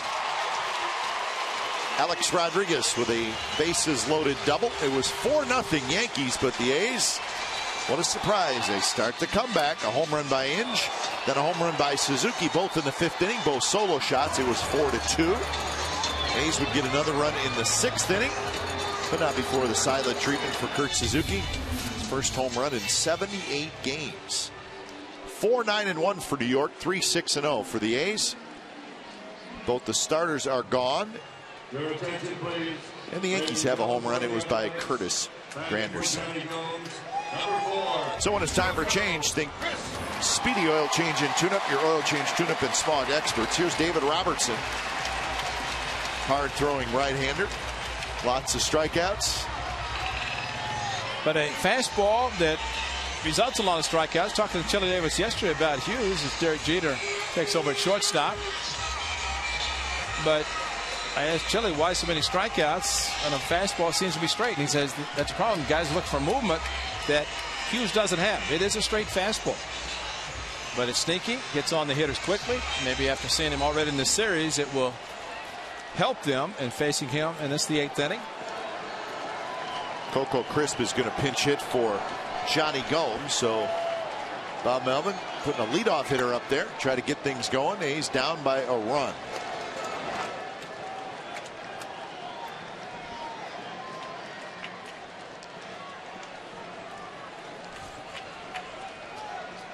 Chavez at third, in on the grass. Outfield shallow, shifted toward left center just a bit. And there's a strike on the inside corner. And it's a 0-2 count. Chris will be followed by Reddick and Cespedes. 3 hits in 5 at-bats for Crisp against Robertson.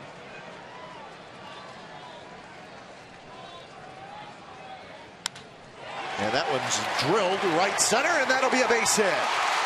Wise over there to get it. And on an 0-2 pitch, Coco Crisp leads off the 8th with a base hit. It's amazing how the ball took off and then took a different direction. Coco very quick on the fastball inside. Wise took off after it like he was going to catch it, and then it changed direction. He had to come up short. That no strike quick swing by Coco Crisp. Wise very wisely decided to take it on the short hop, as it looked like it was heading for the gap, and had that happen, we'd have seen a triple.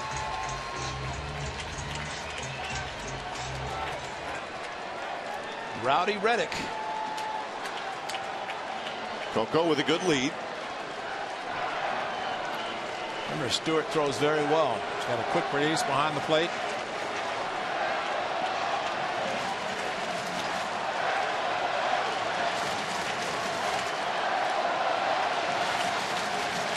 Coco takes off. Pitch is taken for a strike. The throw is high, and Coco has a steal. That is all on the pitcher because Stewart was very quick. He had to hurry his throw, the high throw. But Coco not wasting any time. Takes off on the first pitch, had the big jump, no throw over. And Coco, those strong legs, running great, taking the off-speed pitch. Taken by Reddick. That was a big stolen base. 100 steal as an Athletic. Reddick takes a strike.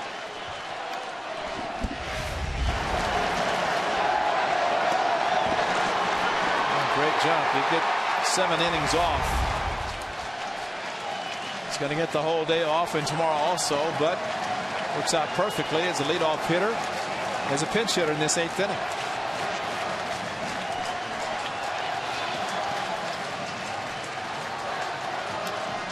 Reddick rips at a fastball and fouls it back. The crowd this afternoon, 30,470. And they're seeing another exciting game.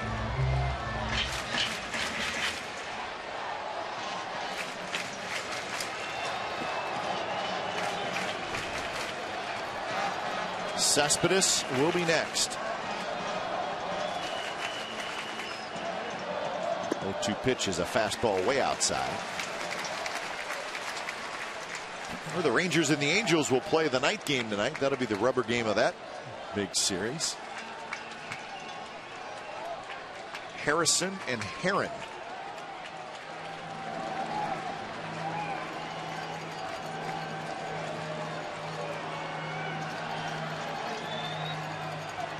Tying run is right there. Coco Crisp. Pitch to Reddick. Swing and a miss. He struck him out.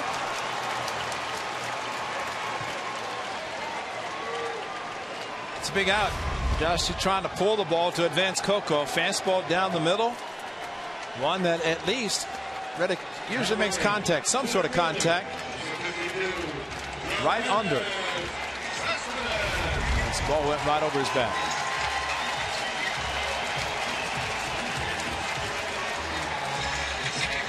So that'll bring up Cespedes. And now Cano's going to be one holding Coco close at second, but Eric Chavez way off the bag at third. We might see Coco try to get to third himself after Reddick was not able to do that.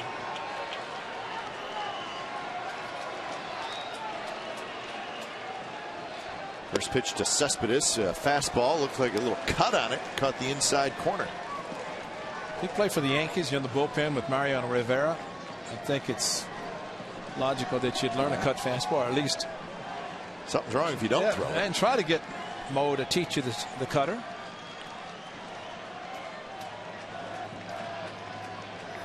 Cano staying right near second base. Swing and a miss. So 0-2.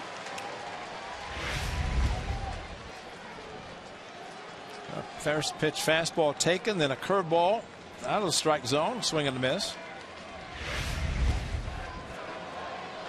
Cespedes is 0 for 3. He's reached on a fielder's choice a couple times today, and he has scored a run. 7 for 13 in the series with 2 home runs.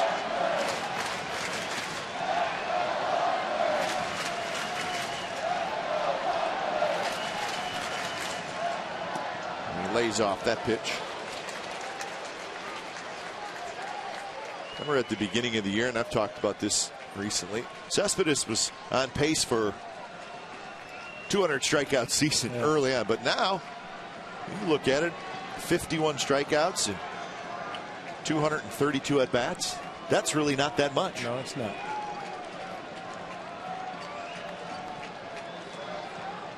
Coco dancing around, and Robertson really does the right thing and steps off.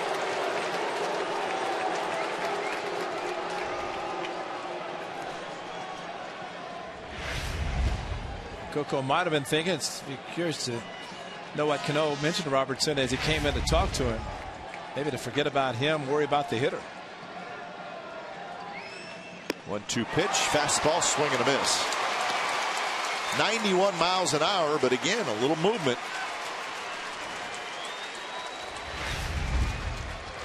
Chris Carter going to get the chance to face the righty.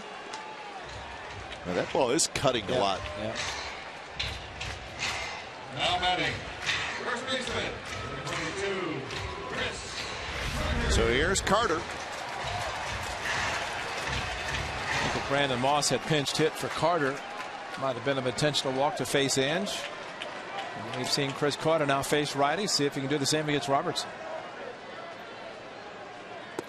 And he got a fastball and he took it for a strike.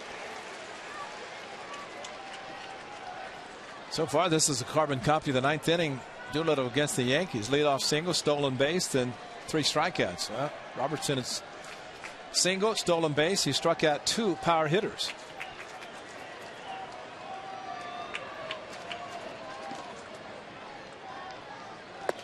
Another fastball, 94 miles an hour. He's got kind of an easy delivery, and then he really lets it go. 0-2.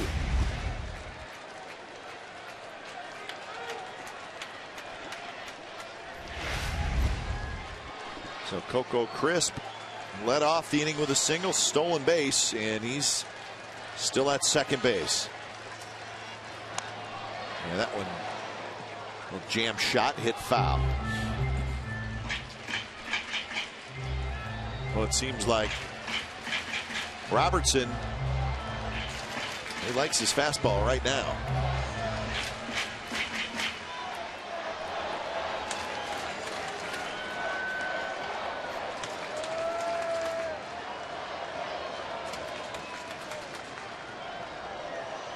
Chris Carter singled in the 6th inning.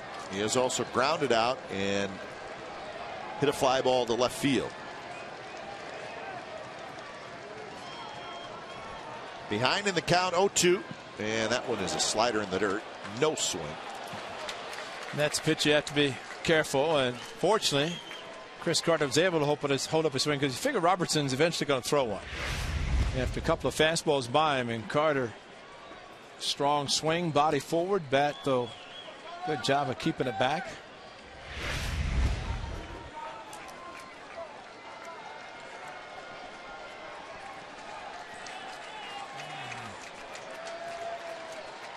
Hayes looking for a hit, any kind of hit.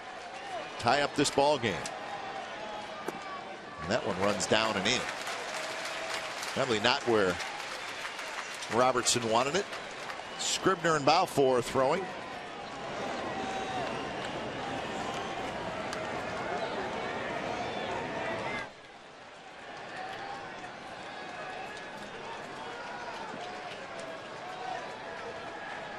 The way things have been going for the A's lately, you almost expect Carter to get a hit. To right field? Yeah. Or anywhere. 2-2 pitch. Bound. Chavez backs up, juggles, throws, and they got him. Wow, Coco would have scored. Coco never stopped. He slid home safely, but it doesn't matter. 4-3 Yankees.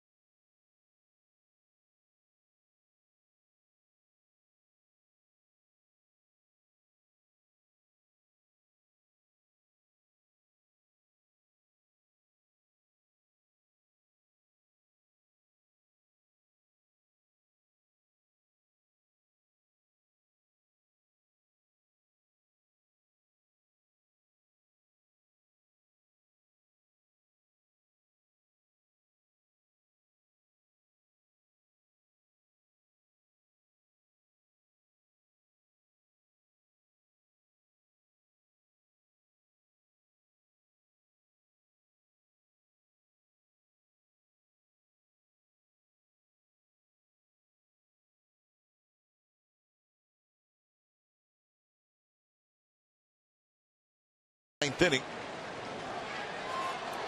Roberto will face Dwayne Wise, leading things off.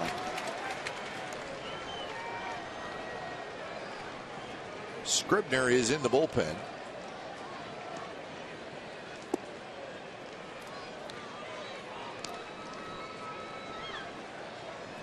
.23 pitches for Roberto. He's faced 5 hitters, came on in the 7th.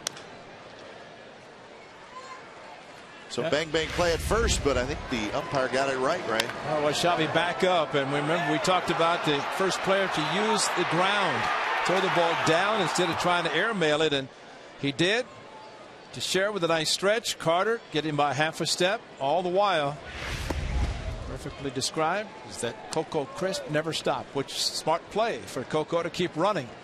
Carter safe at first. The A's have tied the game, but Xavi backed up, got the good hop, threw quickly, and threw the ball into the ground. Teixeira handled it. 2-2 pitch, a 95-mile-an-hour fastball, and that's a strikeout. And Coco with Xavi go around, and he never stopped, never hesitated, and all on his own, and he was hopeful that Carter was going to be safe. Bobbled the ball at first, something, but it never happened.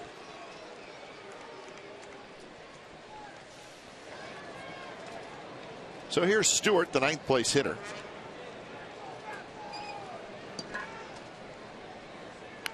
Stewart bunts, and it's going to triple foul.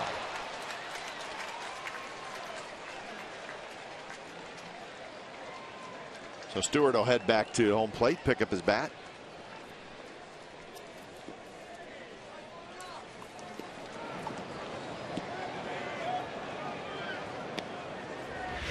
Play by Brandon Inge. He's charged, and once he saw the ball hit the grass, jumped over the foul line, followed the ball, and picked it up in foul territory.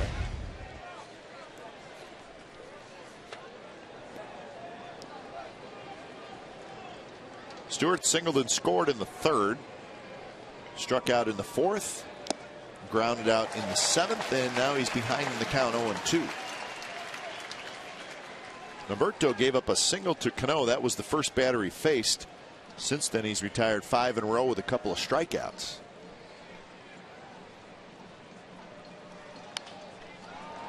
Little pop up out in front. Suzuki is going to make the catch.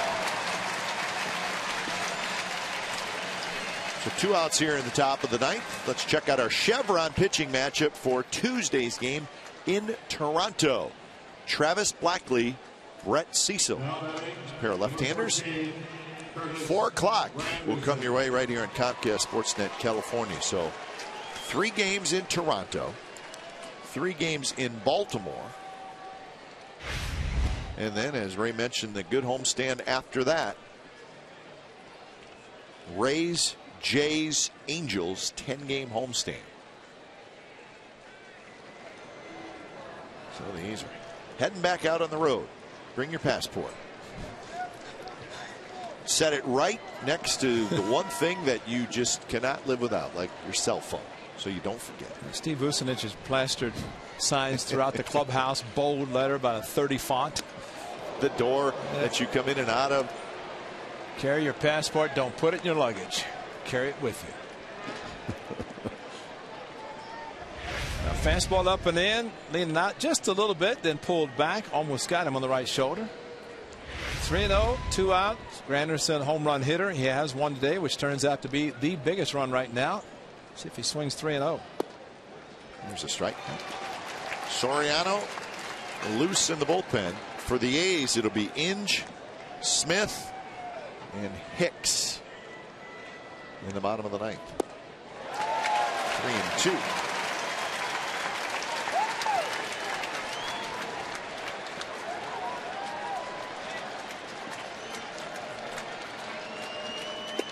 And that one is just a touch outside.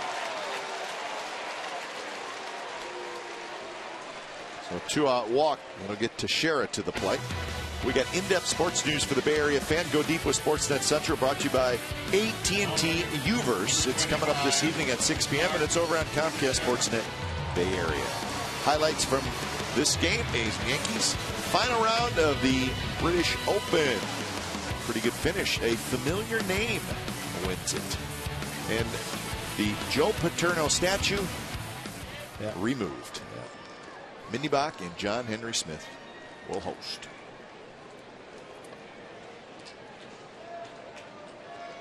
Teixeira's had a couple of hits in this game.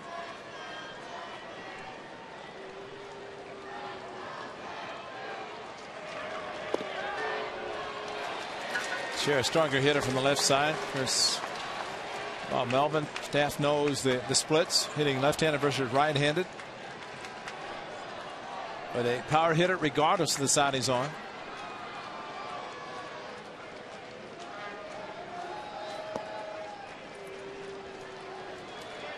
Still think about his at-bat last night. Big power hitter, 1-run game, and Doolittle throwing hard, and he took 4 fastballs and did not swing one time. And the one pitch that was called, the ball was fairly close.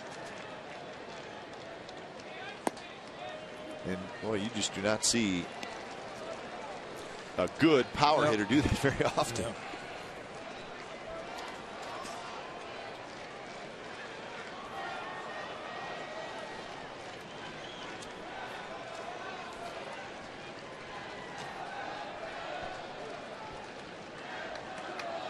Soriano now just standing out on the mound, the bullpen mound. He's clearly ready to go.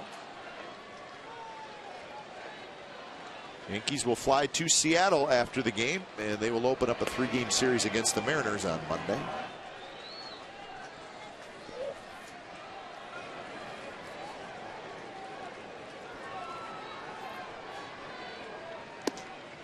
Now 3-1, so heads up here. Cano in the on-deck circle. 39 pitches for Norberto out of the bullpen.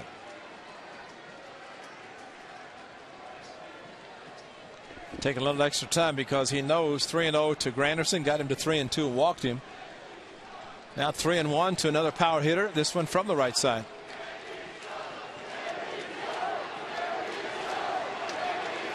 And an off-speed pitch, swing and a miss by Teixeira. And that's what you want to do. If you have confidence to throw a changeup, 3-1 when the hitter is sitting fastball, he pulled the string and that was a strike, whether he swung or not.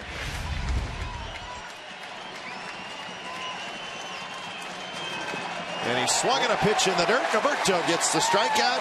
Side retired. Here we go, folks. Now we're going to say walk off again today. Baby, 4-3 Yankees lead, bottom of the ninth.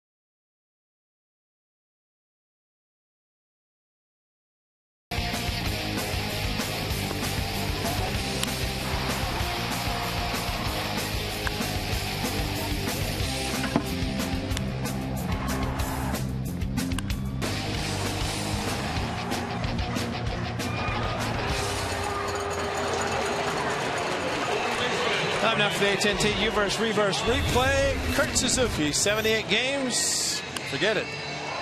He did it today against CC Sabathia. A solo home run. 2 home runs in the A's 5th inning against Big CC and Brandon Inge. Kurt Suzuki. A's pulled within 1. Close last inning. Trying to do it against the closer of the Yankees, not Mariano Rivera. When it's time for change, think Speedy Oil Change and Tune-Up. Your oil change tune-up and smog experts. So Rafael Soriano, he's having a terrific season. 1.46 ERA, 24 saves, just 1 blown save. As he faces Inge, Smith, and Hicks. And the first pitch is a breaking ball outside. Soriano has allowed just 2 earned runs in his last 24 innings pitched. Very unique setup. Yeah.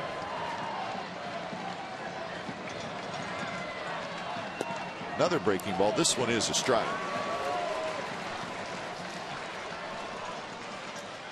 See Brandon Moss right behind Hicks with a helmet, so he is getting ready to possibly pinch hit.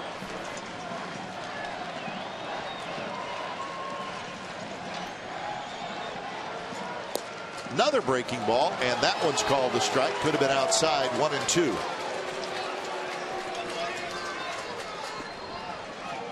It's American League save leaders. He's 4th.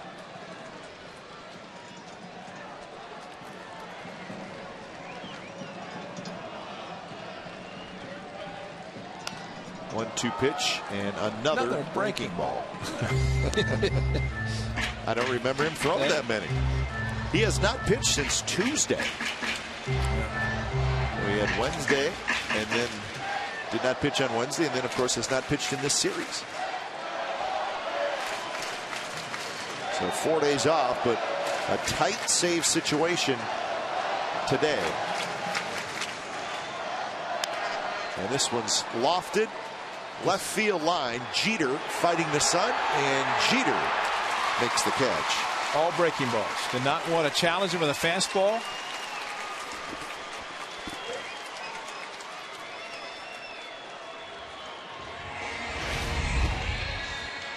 That was not an easy play. No. Jeter using his glove. Found the ball and made the play.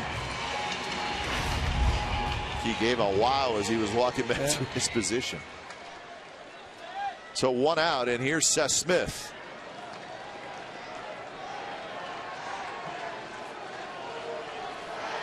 Smith had a base hit his last at bat. That was in the 7th inning. He's got 10 home runs on the year.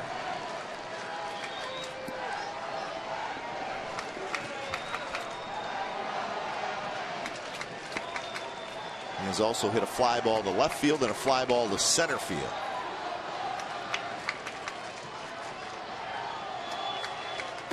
Not close. Fastballs. So 5 fastballs to Inge. Now the lefty. 5 breaking balls to Inge. Now 2 fastballs to this hitter, and not close.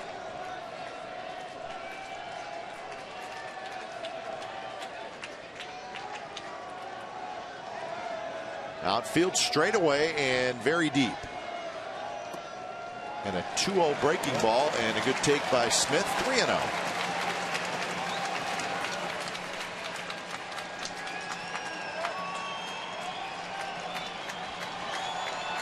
Moss is going to hit for somebody, if not Hicks, Suzuki. Chip Hale has just walked over and whispered in Moss's ear. And Sogard is right there as well. But Chip Hale did say something to Moss, and he put the helmet on, and he's ready to go. 3-1 to Smith. Breaking ball hit to center. That's hit pretty well. Granderson's going back. He's at the wall, and that baby is gone.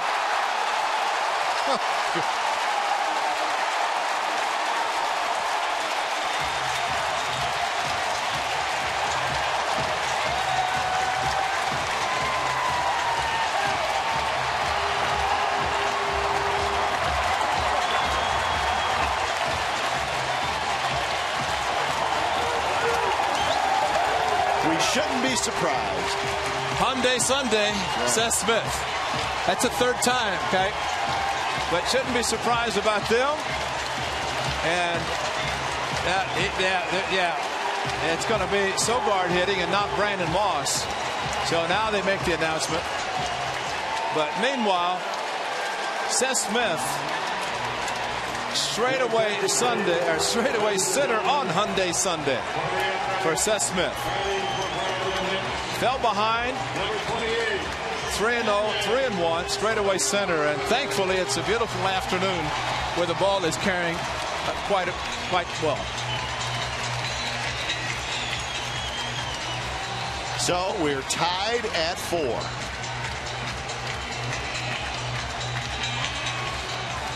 Wow. Here's all you can say. First pitch to Sogard is a breaking ball for a strike. Different hero every day. So Seth Smith ties it with 1 out in the bottom of the 9th inning. And that one, little flare to left. Base hit Sogard. Seth Smith prefers to play the outfield. Today he's playing left field. Had a big 2-run single to drive in and helped the A's win the first game. This one, a hanging breaking ball, stayed right there. Great extension for Seth Smith. Straightaway center. And Granderson kept going back. He can jump, but just too far over his head. The wall stopped him, and that's it.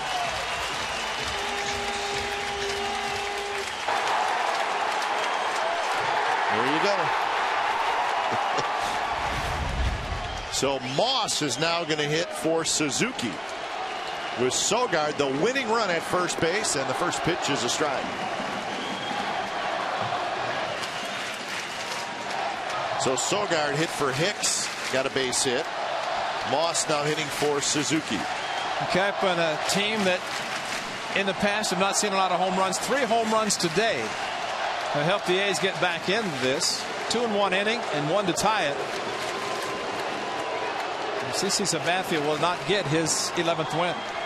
No decision for Colon and Sabathia.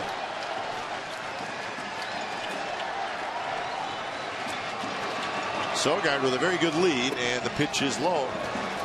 And you just wonder if Seth Smith, well, I know he saw the same thing that we saw with all the breaking balls. That's right. And it was a 3-1 breaking ball. And he also threw a 2-0 breaking. He missed the first 2 fastballs, 2-0 slider, 2-1 fastball, 3-1 slider. That's a strike. So now 1-2 to count.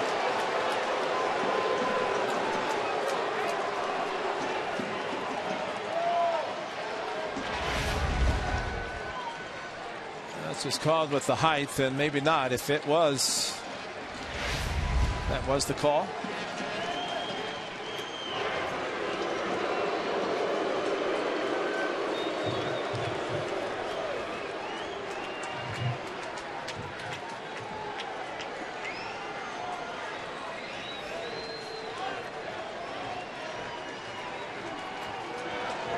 Sogard with a huge lead, and that one is way inside. Weeks in the on-deck circle.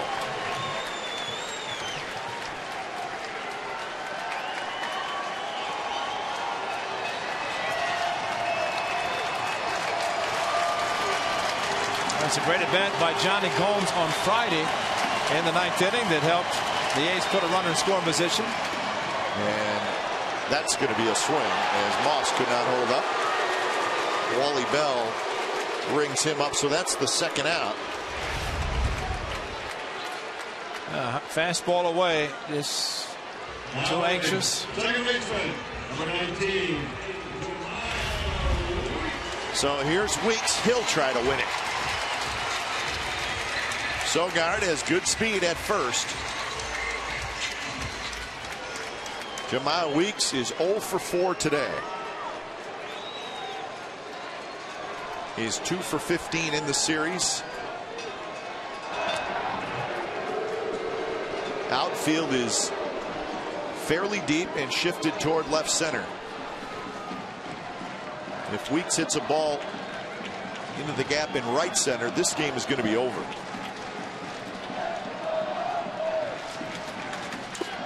Fastball is away. So would that lead you to believe that maybe they'll pitch Weeks away? Exactly.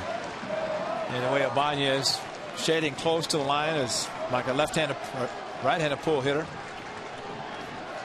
I think the main thing for Jamal Weeks is hit a line drive or a ground ball hard and not a pop-up.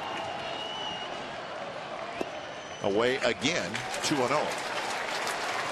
Coco Crisp is the on-deck hitter.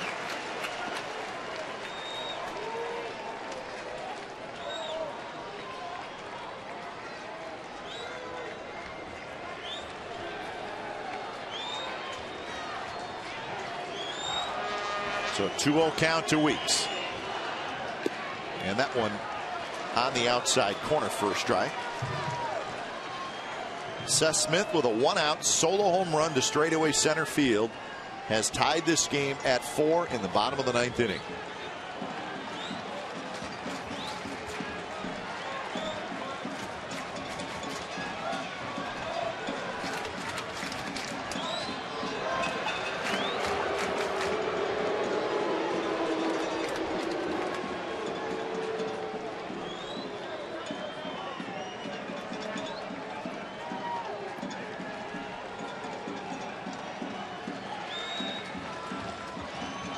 And Sogard with a good lead at first.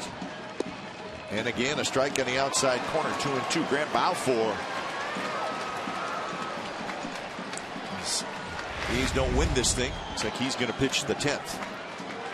What, two pretty good fastballs to hit. 2-0, now 2-1. Jermiles not picking up the ball, or thought he's going to get a slider like Seth Smith did. And Sogard.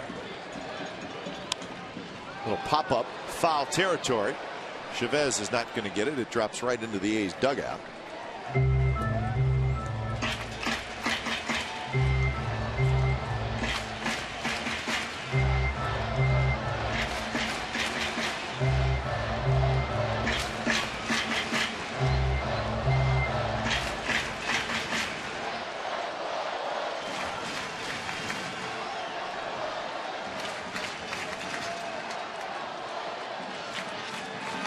Swing and a miss. He struck him out.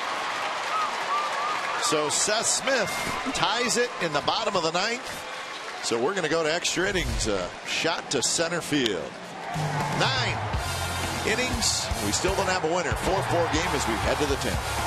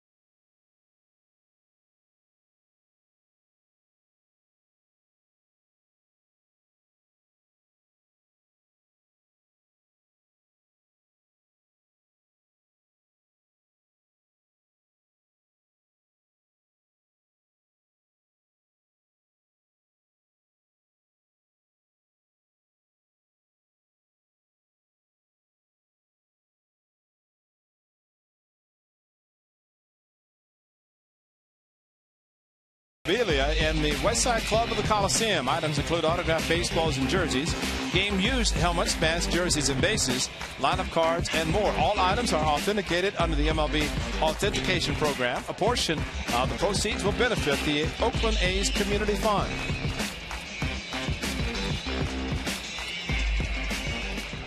Seth Smith with a solo shot, bottom of the 9th. So that has brought us into extra innings. So if the A's are going to win this one, Ray, it will be another walk-off. That's right. When it's time for a change, think Speedy Oil Change and Tune-Up, your oil change tune-up and smog expert. So Balfour comes in. He's going to face Cano, Rodriguez, and Ibanez. Derek Norris is the new catcher. Suzuki was pinch hit for.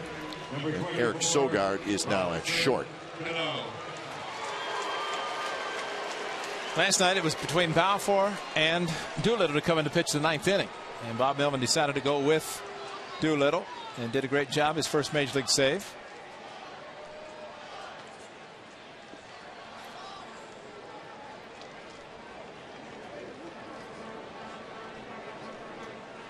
The home plate umpire Brian Knight is talking with Balfour. And he's got a broken cleat or something wrong with his cleat, spikes.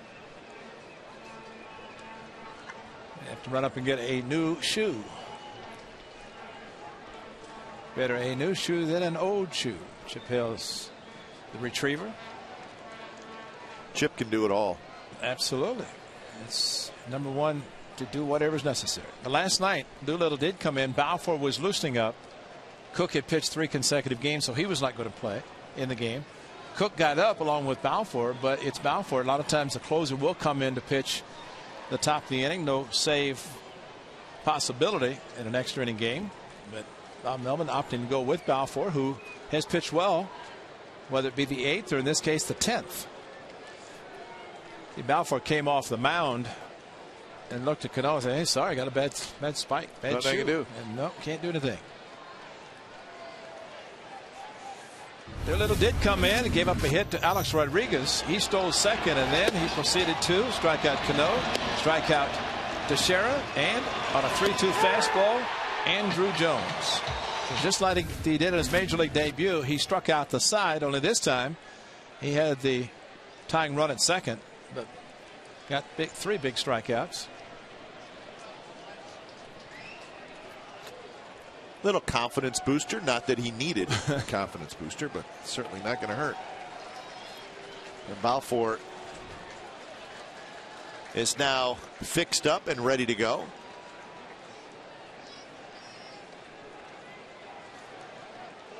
So Cano steps in.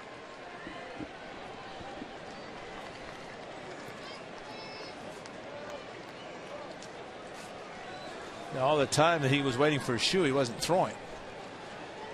Taking his 8 warm-up tosses. Now he's got to face Robinson Cano. I don't think it will affect his adrenaline. I think the adrenaline will make up for any lost velocity.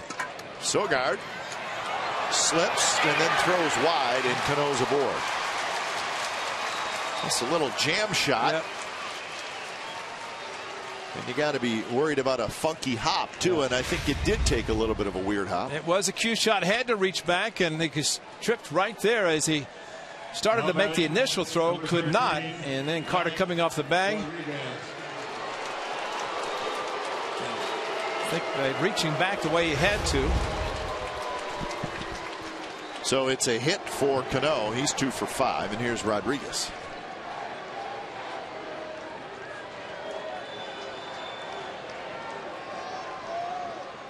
Alex Rodriguez is 1 for 4. 2-run double in the 3rd. The A's are 6-2 in extra inning games. The Yankees are 3-0.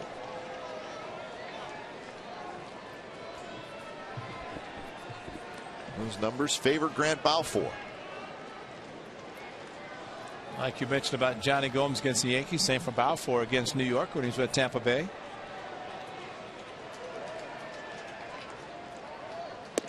Slider and a good one.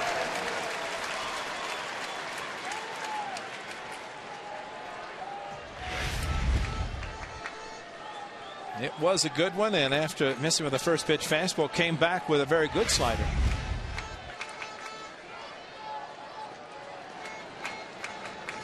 Ibanez in the on-deck circle. And that one called a strike on the outside corner.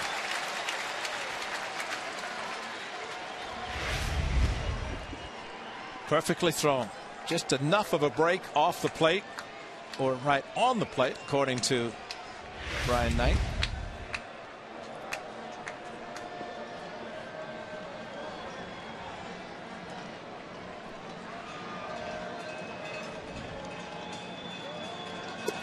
And that's a strike, and that will do it for Rodriguez. He knew it. So he strikes out for the 3rd time today. Well, you throw 2 perfect sliders and then just freeze a power hitter with a fastball. That's exceptional pitching. Especially with that first move after he crosses the plate and he knows.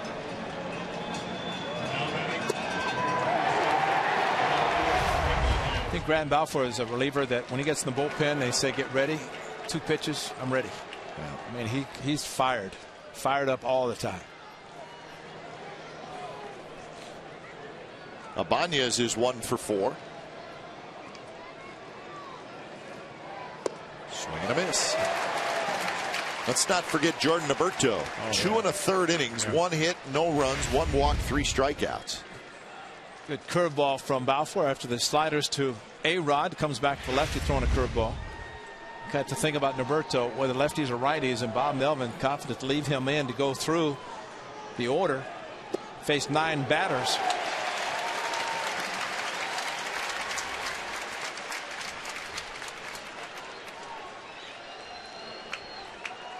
A's, the bullpen numbers are terrific.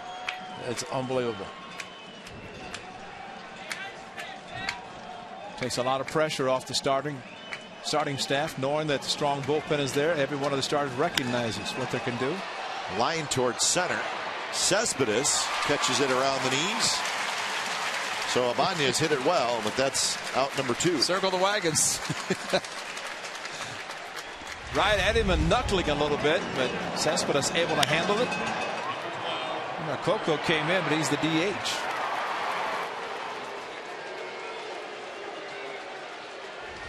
So Eric Chavez will hit.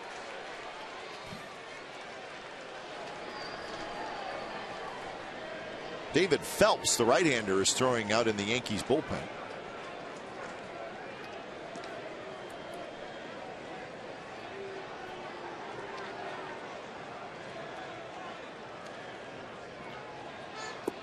Breaking ball to Chavez is low.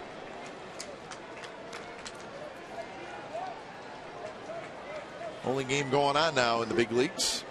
Again, the Rangers and Angels will play a little bit later.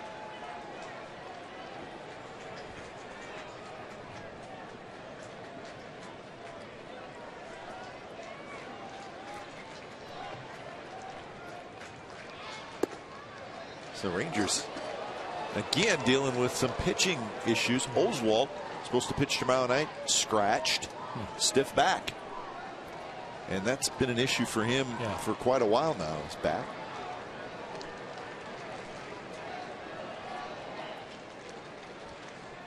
(2-0) to Eric Chavez.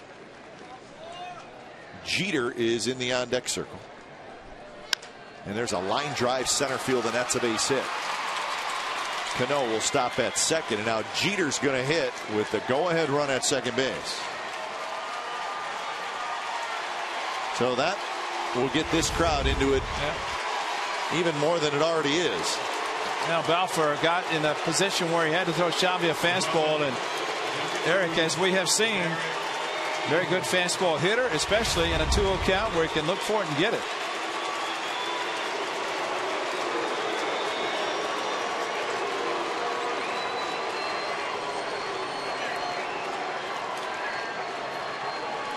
Let's see how the A's defense plays him. Jeter, great opposite field hitter. The outfield is playing no doubles with Xavi hitting. Now they will move in. Tremendous arm in right field where Jeter normally hits if he makes it to the outfield. Reddick an assist already in this series. Jeter, a .279 hitter with runners in scoring position. .311 overall. Cano at second. Chavez at first.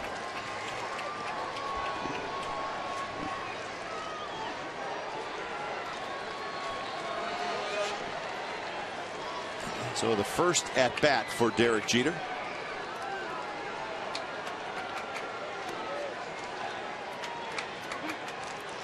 Two outs and runners in scoring position. The average is .313.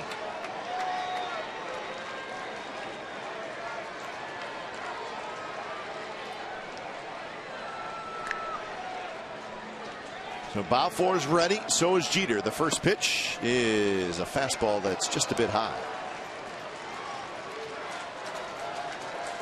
Some of the pitches this inning, though, Ray, have been up a little bit. Made the good pitch to Alex Rodriguez. After sliders. And that fooled Alex, coming in with the fastball after the slider.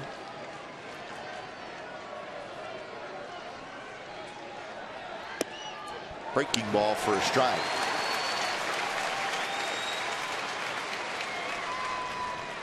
Chris Carter way off the line at first, and Jeter, who takes this slider for a strike, but if he goes to right field, got first and second baseman kind of bunching a little bit, which means that on a ball to Carter, Balfour's got to have to hurry get to first base to cover. That one is taken by Jeter, lays off. 2-1 the count. Dwayne Wise is the on-deck hitter.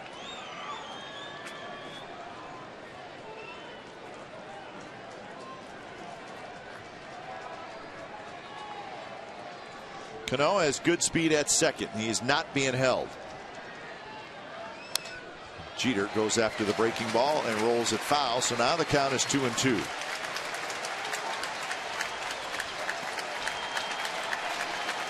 So the crowd of over 30,000. This would be a good time to get on your feet, and that's what they're doing.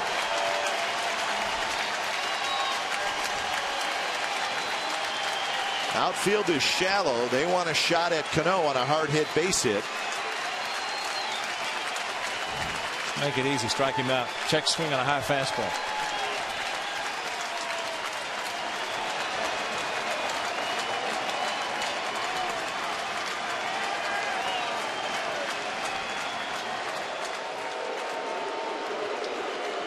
Runner at second base, so when Balfour shook off Derek Norris, that meant he had to go through the signs again, which is going to take more time, and Jeter is one to make sure everything is set perfectly for him.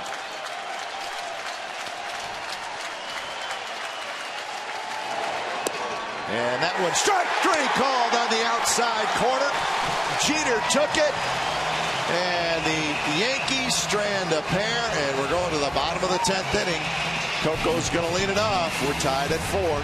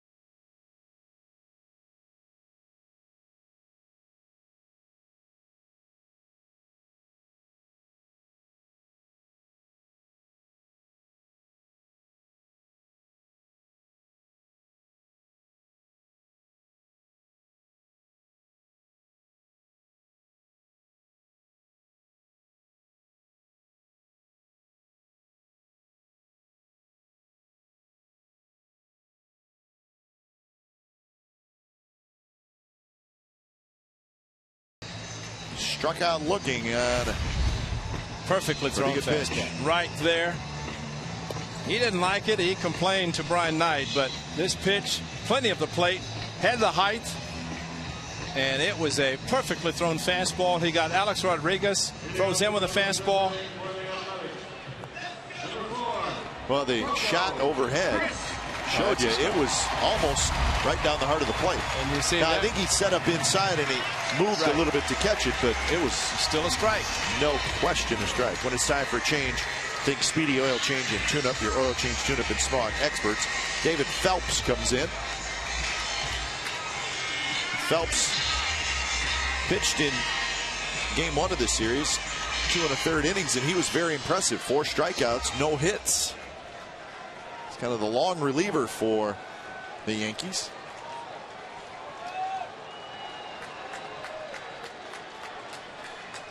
First pitch to Coco Crisp is curveball for a strike. Crisp, Reddick, Cespedes, bottom of the 10th, tied at 4. Coco pinch hit for Gomes in the 8th inning, leading it off, and he had a base hit. Stole the base, was stranded at second. Jerry Blevins now throwing for the A's. Coco on the ground toward Cano. And that's out number 1.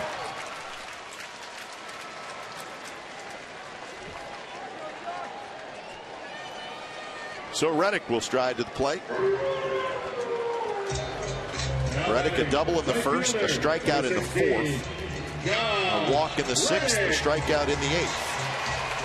Phelps 2 1/3 on Thursday in relief of Freddie Garcia. He finished the game, did not allow a base runner, struck out 4. So 2 1/3 then, 1 out here. Little pop up toward Jeter. And on 1 pitch, Reddick is retired, and that's out number 2. So let's see if Yoenis Cespedes can send us home happy.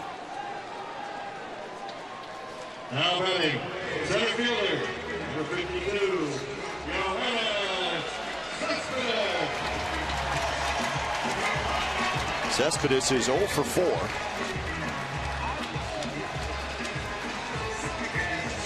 But even with the 0 for 4, he's had a great series. 7 for 14 with 2 home runs.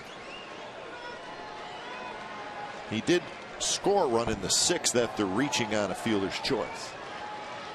First pitch is a fastball outside corner strike.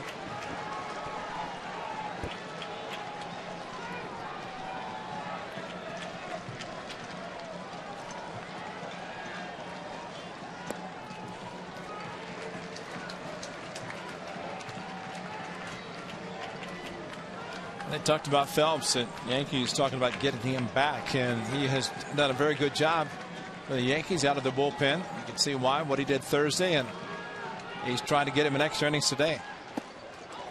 Well, I have a feeling that there's teams that would like to have David Phelps. Probably. And there's teams that he would be in their rotation.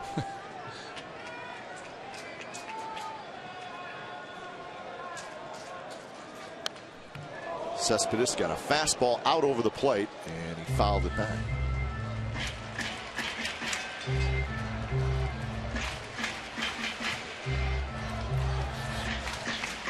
Now the A's have won on walk-off home runs, sac flies, hit batter, base hits. Just need to try to put something together. They've hit 3 home runs today. And a breaking ball. Cespedes swings and misses. Tag is applied near home plate, and we're going to the 11th inning, tied at 4.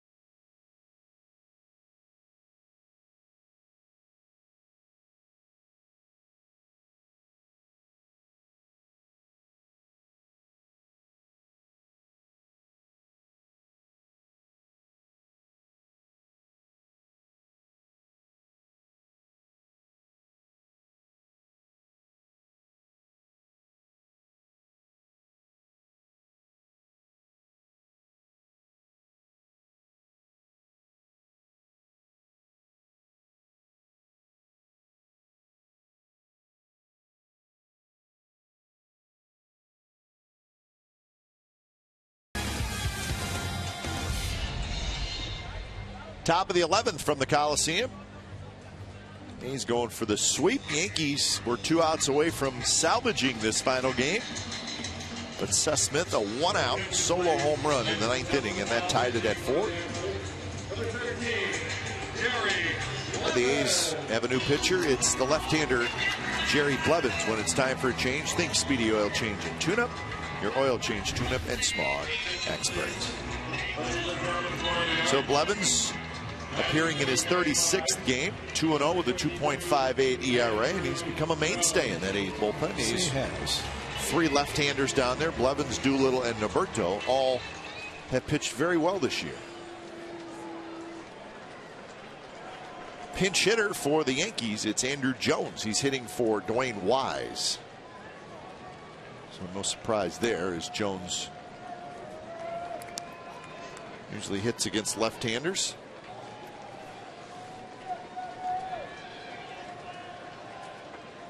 Lefty coming in out of the bullpen realizes that there are times he's going to face the lefties, lefty on lefty, but he's going to get righties as well. One of the other lefties out of the bullpen to start the season last year, Brian Fuentes, a nice message to his former team, congratulating them on the success they've had. Thought it was a class message, act by the veteran Brian Fuentes, who signed with the Cardinals.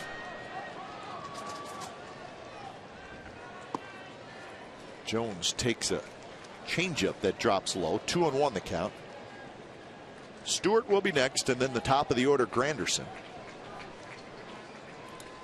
Well, as we have seen, Andrew Jones does not get cheated. Swings hard. And he drills that one down the left field line, but it's hooking foul. Swings hard.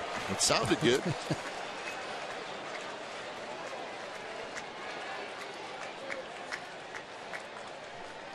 Last night, Sean Doolittle, good fastball, threw it by him. 3-2 to end the game. Jerry Blevins does not quite have the fastball that Doolittle has.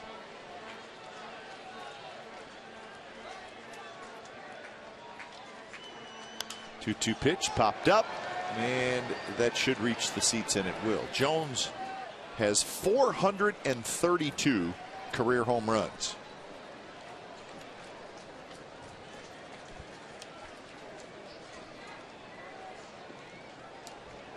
Came up as such a young player. Was he 19 years old when he got to the big leagues? Yes, he was.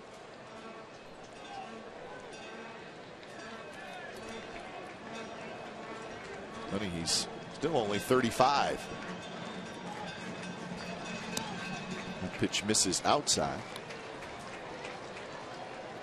So a full count.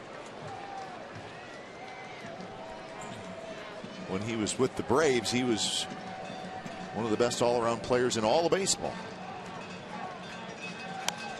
This one's popped up. Norris coming back, and it's into the seat, so the count remains 3-2. Took something off that breaking pitch, and no doubt Andrew Jones is going to set fastball. He's going to sit, heater, swing hard, try to make an adjustment on the breaking ball, which he just did.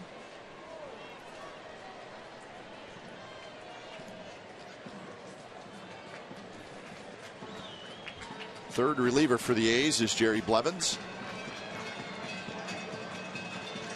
And a breaking ball, strike three called. Jones knew it.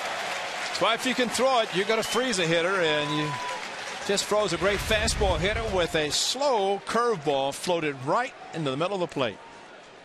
Jones could not pull the trigger, maybe even started at first base trying to buy it, or just head to the dugout once he heard the strike call. Great pitch. So that's the 11th strikeout by A's pitchers today. And here's Stewart.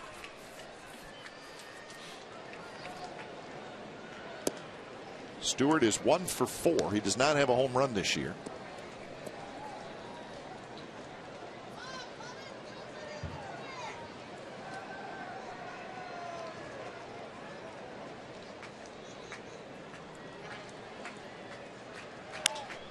And that one's drilled to left, but Smith is there. Out number 2.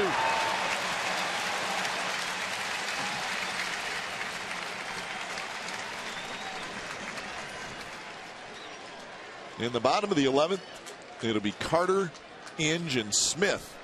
Now batting, number 14. And they will face the youngster Phelps, who will remain out there. Well, this is the guy that Jerry Blevins, if he throws the curveball, he has to throw it hard. Don't give Curtis Granderson a chance to make an adjustment on a slow breaking ball. Hard cutter. That's a good one. Something soft. He has such a good swing, great swing, that ideally suited for Yankee Stadium, the short right field wall, but power to hit any place. And he cannot pull the trigger, and it's 0-2. See, that was started at him. And even though you might see the spin, you're just hopeful. Don't have 2 strikes, so don't necessarily have to swing. Now it's a different story, but he threw it hard enough. He couldn't pull the trigger. And he did go after that curveball and rolls it foul to keep the count 0-2.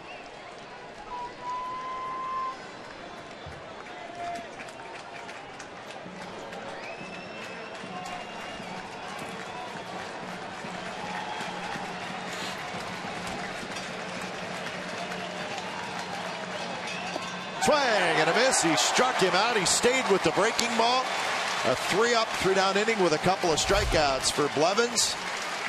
Bottom of the 11th coming up, tied at 4.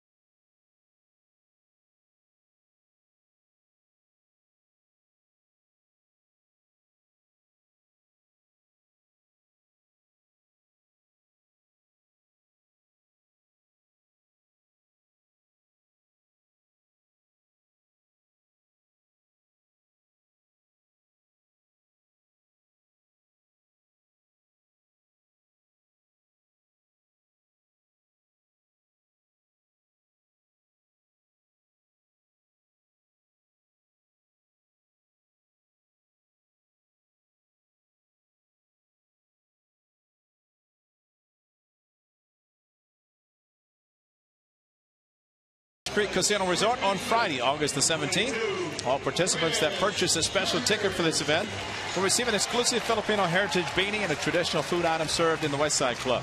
Throwing out the ceremonial first pitch will be boxing champion Nonito the Filipino Flash Donaire Jr. For tickets, go to oaklandathletics.com/Filipino.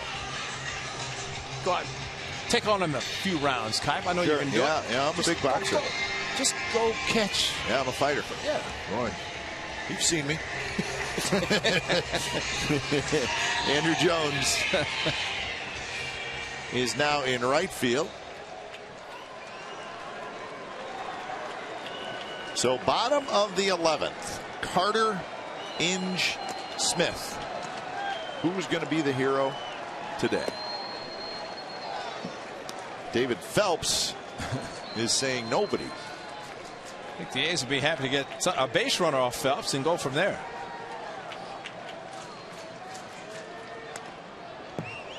So it's 0-2.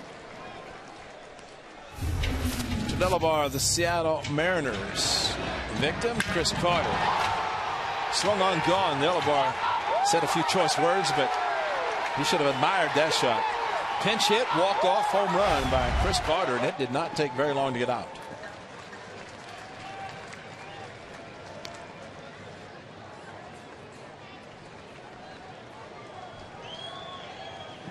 One and 2 the count to Carter.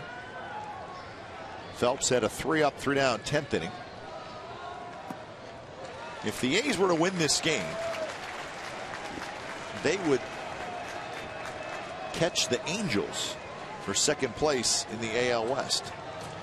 Angels playing tonight. Breaking ball, good take by Carter, and it's 3-2.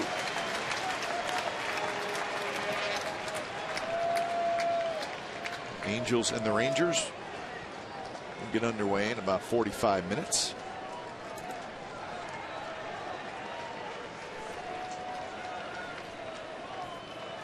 The 3-2 pitch, and that's a swing and a miss by Carter, and that's out number 1. Don't once he took 3 sliders for balls to get to 3-2. And he might be set on a fastball. Might have been thinking about another slider. Didn't want to swing at a bad pitch. Got a fastball, center cut, Could not make contact. So here's Inge. Saw an interesting note on the Texas Rangers today, Ray. And I think you'll be surprised. The Rangers have scored the fewest runs in the majors in the month of July. I'm surprised. I had to double read that. Fewest. How can they score the fewest runs in the majors? 0-1 pitch to Inge, and it's 0-2. Oh, was it Josh Hamilton's numbers we saw that were not? Well, he's great? down, certainly, but 43 runs in July. What did they start the season? 17-6, something like that. So they get off to a good start. They can afford to have a tough time. Yeah. Tough month, is the case. It's hard to imagine that. You're right. That they would be last in all of baseball in runs scored in July.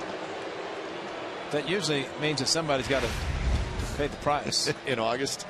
This fastball, not as close as maybe everybody thought, but sounded like it was closer to the head of Brandon Inge. 1-2 and a good breaking ball, and that's another strikeout. Phelps has faced 5 hitters. He struck out 3. Phelps seems to be the kind of guy you'd like to have if you're an all-star manager and you need to hold somebody back for extra innings. Good call. Because he is pretty good. As Joe Girardi walks out. Oh, attaboy. It's the best thing that happened. Thank you. Absolutely. Well, Smith's already hit a home run against a righty, so maybe that's it. But to get Phelps out of the game, that's a major accomplishment. 5 batters, 3 strikeouts. So when it's time for a change, think Speedy Oil Change and Tune-Up, your oil change tune-up and smog experts. Rapato's coming in.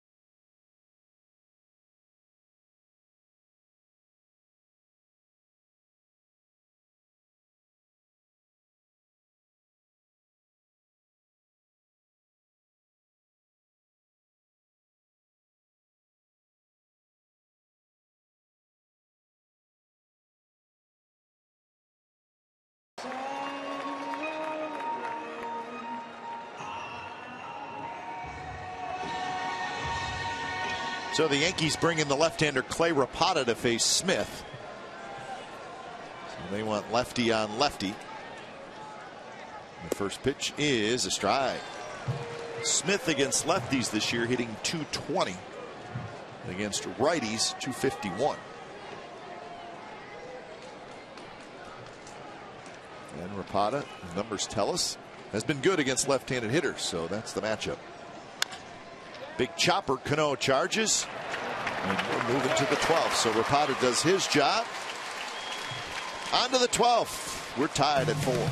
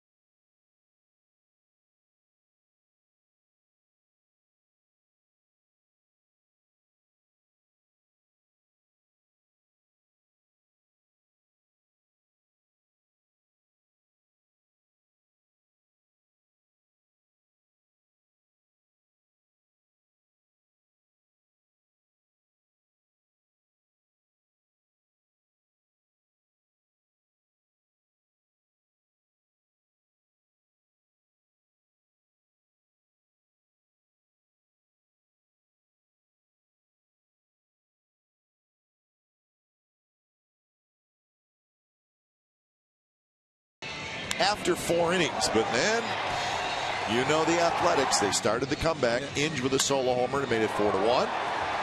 Suzuki a solo home run made it 4-2.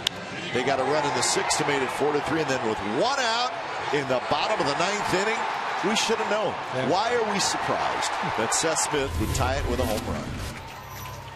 They're the cardiac Athletics. Doesn't have a great ring to it, but it's true. Well, you might call them the cardiac kids because they are young. That's right. That sounds better. A few veterans mixed in there. It's been used before, but that's okay. Teixeira to lead it off. Blevins into his 2nd inning of work. Teixeira, Cano, Rodriguez. So it's the teeth of the batting order.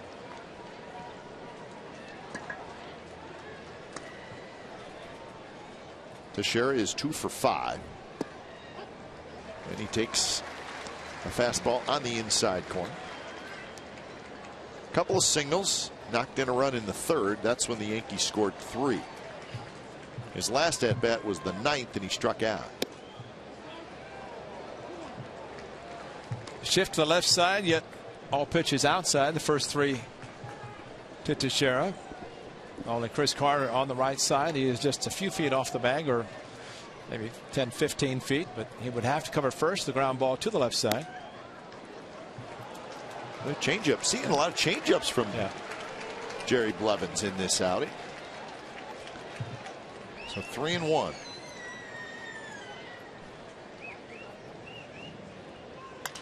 And that one's skied. Reddick coming in, fighting the sun, weeks out. Reddick is dropped it. Teixeira digging for second. The throw is there, and it's late.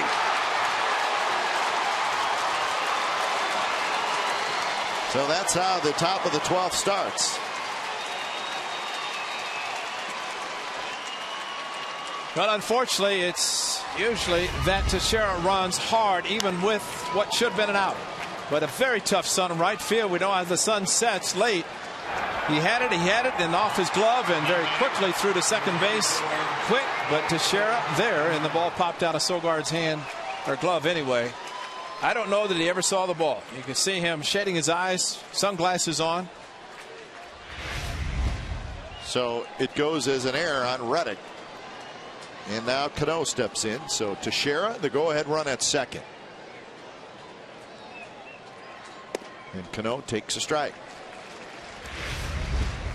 The sun is tough in left field early in the day, but as the game progresses, it's close play, but the ball popped out. Teixeira, like I said, he does not take anything for granted. Ran hard and got in safely. Couple of hits for Cano, couple of singles. And he gets out in front of that one. Singled in the 7th, singled in the 10th, so he's 2 for 5.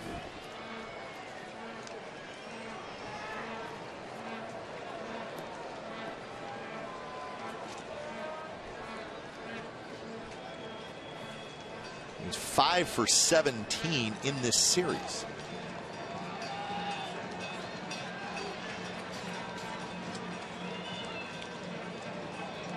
Teixeira does not run well. So keep that in mind if there were to be a base hit to the outfield.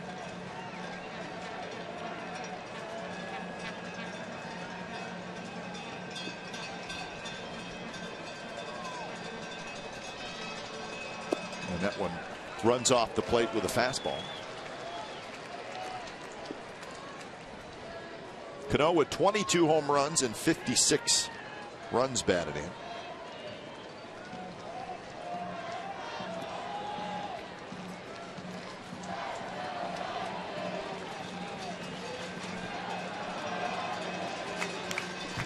That one was a slider that was up a little bit. And Cano would like to have another rip at that one. Blevins no look at second base, which, as you mentioned, Teixeira doesn't run much, doesn't run fast, doesn't steal a lot of bases, but veteran that he is, don't pay attention to him. He might take off. Right now, it's up to Cano to try to advance him.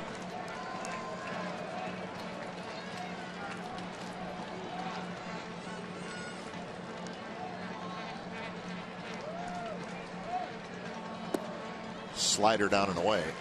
Hey, he's not really holding Teixeira on. He's certainly not going anywhere.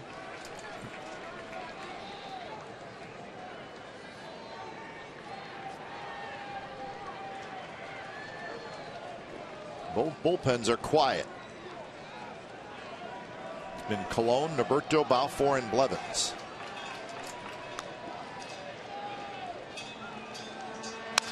And that one's hit towards center. Cespedes went back. Now he's coming in, and he's going to make the catch.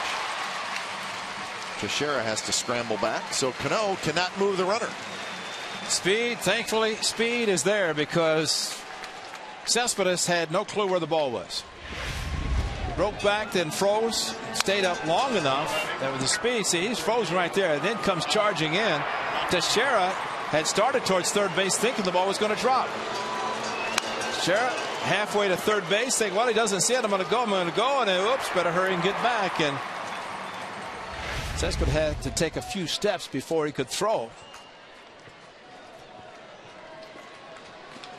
So Blevins gets one big out. I got to walk him in because he got back-to-back lefties and Ibanez and Chavez, and Jones already in the game. They have Russell Martin on the bench. And Martin and Swisher, they're only two extra players, and Swisher's hurt. Supposed to play tomorrow. Don't know if that means he can't swing the bat. Hip flexor might affect him.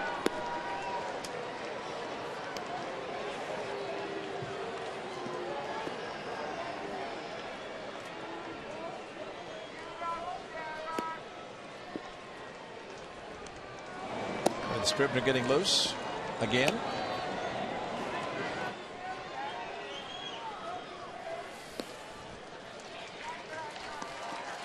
So Ibanez will hit, and there's a significant difference for Ibanez. He's facing a left-hander or a right-hander. 194 versus lefties.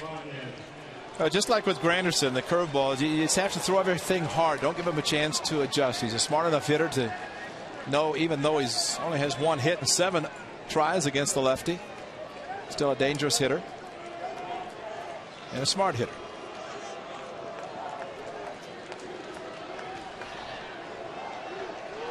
Outfield straight away.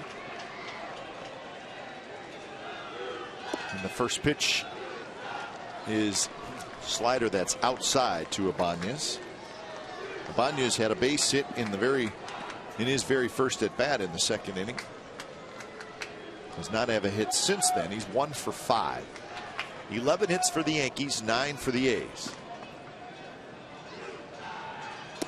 And that's a strike with a fastball. 31 pitches now for Blevins. I'm sure Bob Melvin is glad that the A's have an off day tomorrow. Yeah. Nice to have an off day after an extra inning game. If you got to start using your bullpen. Pressure packed games too, with the starters, with the exception of Parker last night. Shallow center. And fifth fly rule. Put the hand up. There you go. And it's caught by the shortstop Sogard. Umpires have to wait to make sure, but they did wait, and finally Bill Miller at second base, the veteran of the umpire, realized that it was somewhat of a routine play to call the infield fly rule. Brandon Edge might be talking to Wally Bell. What took you so long? Yeah. With the sun, though, that's something the umpires have to factor in. That's why they waited as long as they did. Now Scribner, remember Jeter is in the game now. He's in the on-deck circle. Eric Chavez, in this game so far, when he's had the count in his favor, especially in his last at bat, did well with a base hit to center. And this one's flipped to the left side. Inches under it. He's got it, and Blevins works out of the air. What a job by Jerry Blevins. Couple of runners stranded. Bottom of the 12th coming up. Wow.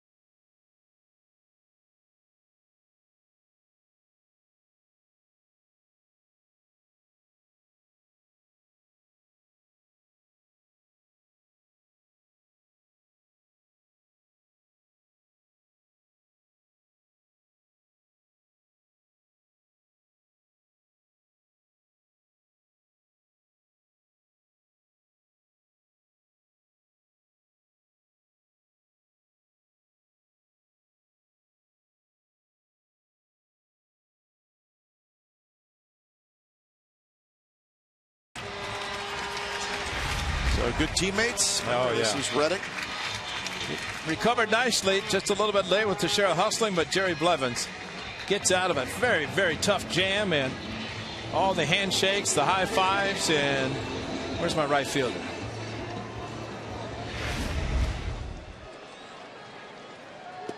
First pitch to Sogard is a strike.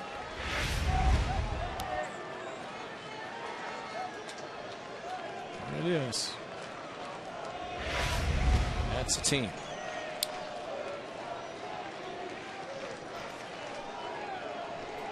Sogard's second at bat.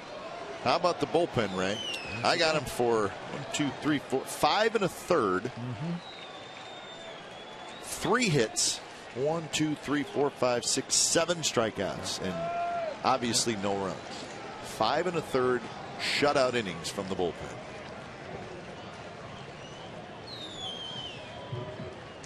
Oh, 2 pitch to Sogard, and he waves at a slider, and that is the 14th A to strike out in this game.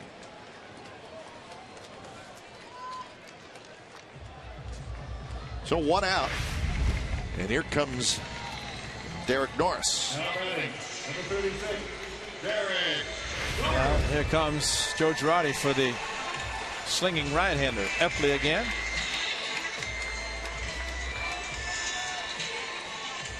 Well, Rapata did his job.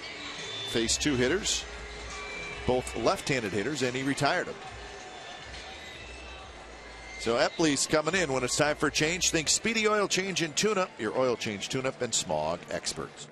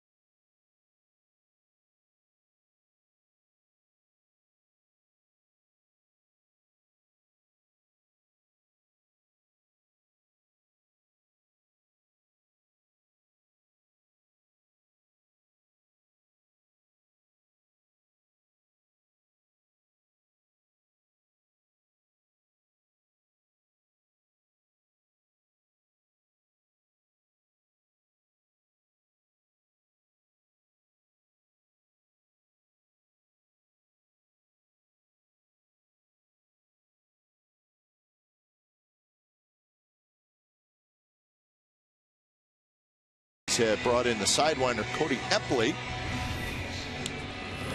He's the pitcher that Moss got the hit off of to win the game earlier in this series.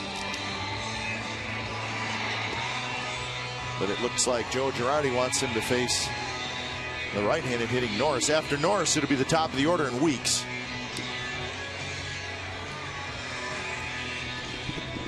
Well, they talked about specialists out of the bullpen. Sometimes you have to start giving some innings. That's the 5th reliever. Of course, Soriano forced the Yankees go to Phelps, Rapata, and now Epley with the blown save with the home run off bat of Smith. Scribner has been throwing a lot down in the A's bullpen. First pitch to Norris, sinker low. It's a good time for Derek Norris to break a tough stretch. He is 0 for his last 30. Epley was the victim on Friday. The walk-off hit by Brandon Moss. Not close. 2-0. Boone Logan and Chad Qualls are the only 2 pitchers left in the Yankees bullpen, and Logan has thrown 2 games in a row. Qualls has not thrown in this series. And you could put an L in front of the reliever for him, called Long. Yep.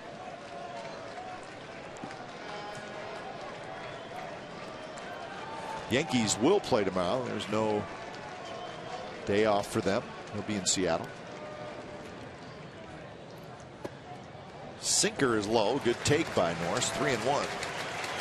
And they will play because of the wonderful roof at Safeco Field. They will play. Yeah.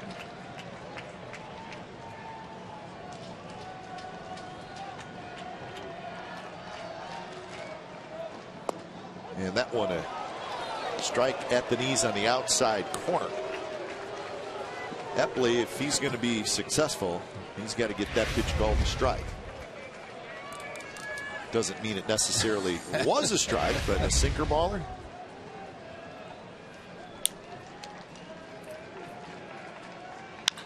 Well, that one runs in, and Norris shows the quick bat. Norris has a walk-off. It was a big one against the Giants, and it turned a loss into a win. It was not a tie game. The A's were losing with 2 outs.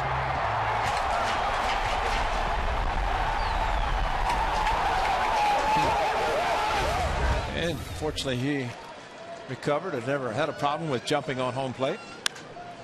That one hit hard off of Jeter, and the A's have a base runner with 1 out. Norris with a big turn, but he stops. It's got to be a hit. Nice hard hit and very difficult play.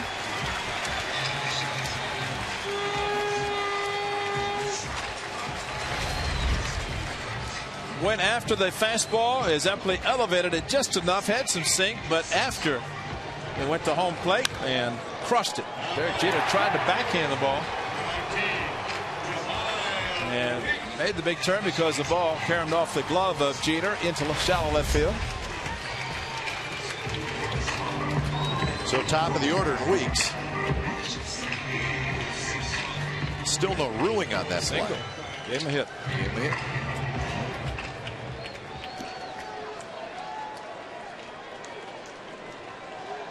So here's Weeks. He's due. He's 0 for 5, and he bunts it. And he's got a chance to beat this out, but Cano gets there with a slide, makes the catch, and gets his foot on the bag.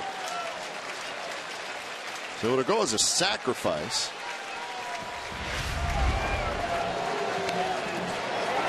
So the A's will get 1 shot to win it. And Epley almost threw it into the bullpen of the Yankees. Thanks to a great play by Cano, Epley threw to the bag. And then behind, he threw to the bag because that's where he thought Cano was going to be. He was, but the throw wasn't. Threw behind him, Cano, foot on the bag, looked at the ball instead of the bag.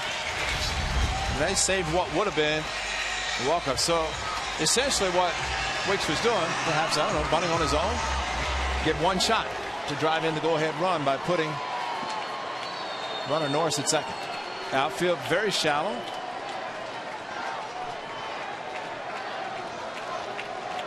So Coco will try to be the guy.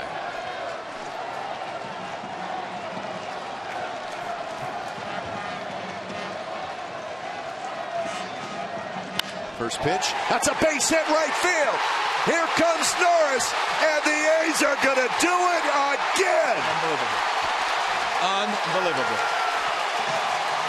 What is happening in Oakland, Ray Fosse? I have no idea, Glenn Kuiper, except how great is it? You give 1 shot. You sacrifice with 1 out to put the runner in scoring position.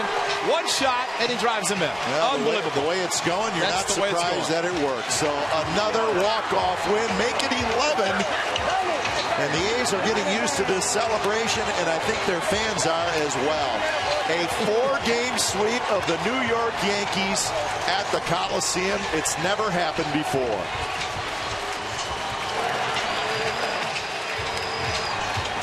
Unbelievable. Coco Crisp, first pitch hitting, sinker away, lofted it over Cano's head. Derek Norris with 2 outs running on contact. And there you have it. As Andrew Jones came up with it, tried to throw, could not, but as softly as was hit, no chance to throw him out anyway. And the walk-off with Derek Norris, who ended his hitless streak. Mike Gallego waving him home. No play. Winner. Unbelievable. So Seth Smith, he's celebrating, leading the troops out. Yeah. And he was a big reason why the A's won this game. A solo home run in the 9th to tie it. And the A's win it in the 12th. Wow. And here's the Bernie. Keep doing it, guys. Inge got to give a Bernie and then took one as he hit a home run. Unbelievable. So the A's have won 5 in a row. They've won 9 out of 10. They've won 14 out of 16. And it's an unbelievable run. And today's hero, we're going to give it to Coco Crisp, who's standing by downstairs. Coco, tell us about the strategy in the bottom of the 12th inning. Was Jemiah Weeks bunting, sacrifice? Did he get the sign, or was he kind of doing it on his own, giving you guys one chance to win it? He probably did it on his own. I think he probably was bunting for a base hit, more or less, make sure he got it down. I know I'm about to get electrocuted right now by some water or something. And hang in there. He did a good job. I mean, get the guy to second, and, you know, I'm just grateful that I was able to get that ball over Cano's head. You know, the one thing about Epley we have seen, and you have seen him, has a good sinking fastball. That was a very good pitch that you hit, a sinker going away. How were you able to pull it? What were you looking for to be able to hit it the way you did? You know what? It wasn't a pitch that I should have swung at. I'm grateful that I did. I feel like a cheer and something's coming, but here it is. Here it comes. That's cold. That's so cold. Look out. Look out. Here comes another boy.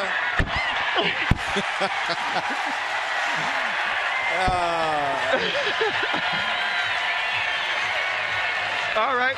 Hey, Coco, somebody coined the phrase. Yeah. Someone said, come for the A's game, stay for the pie. Oh, there it is. You know? And that's exactly what has happened. And the fact that, hey, your mic still works, Coco? Oh, even more? Looks like sunflower seeds. Well, that's a new one.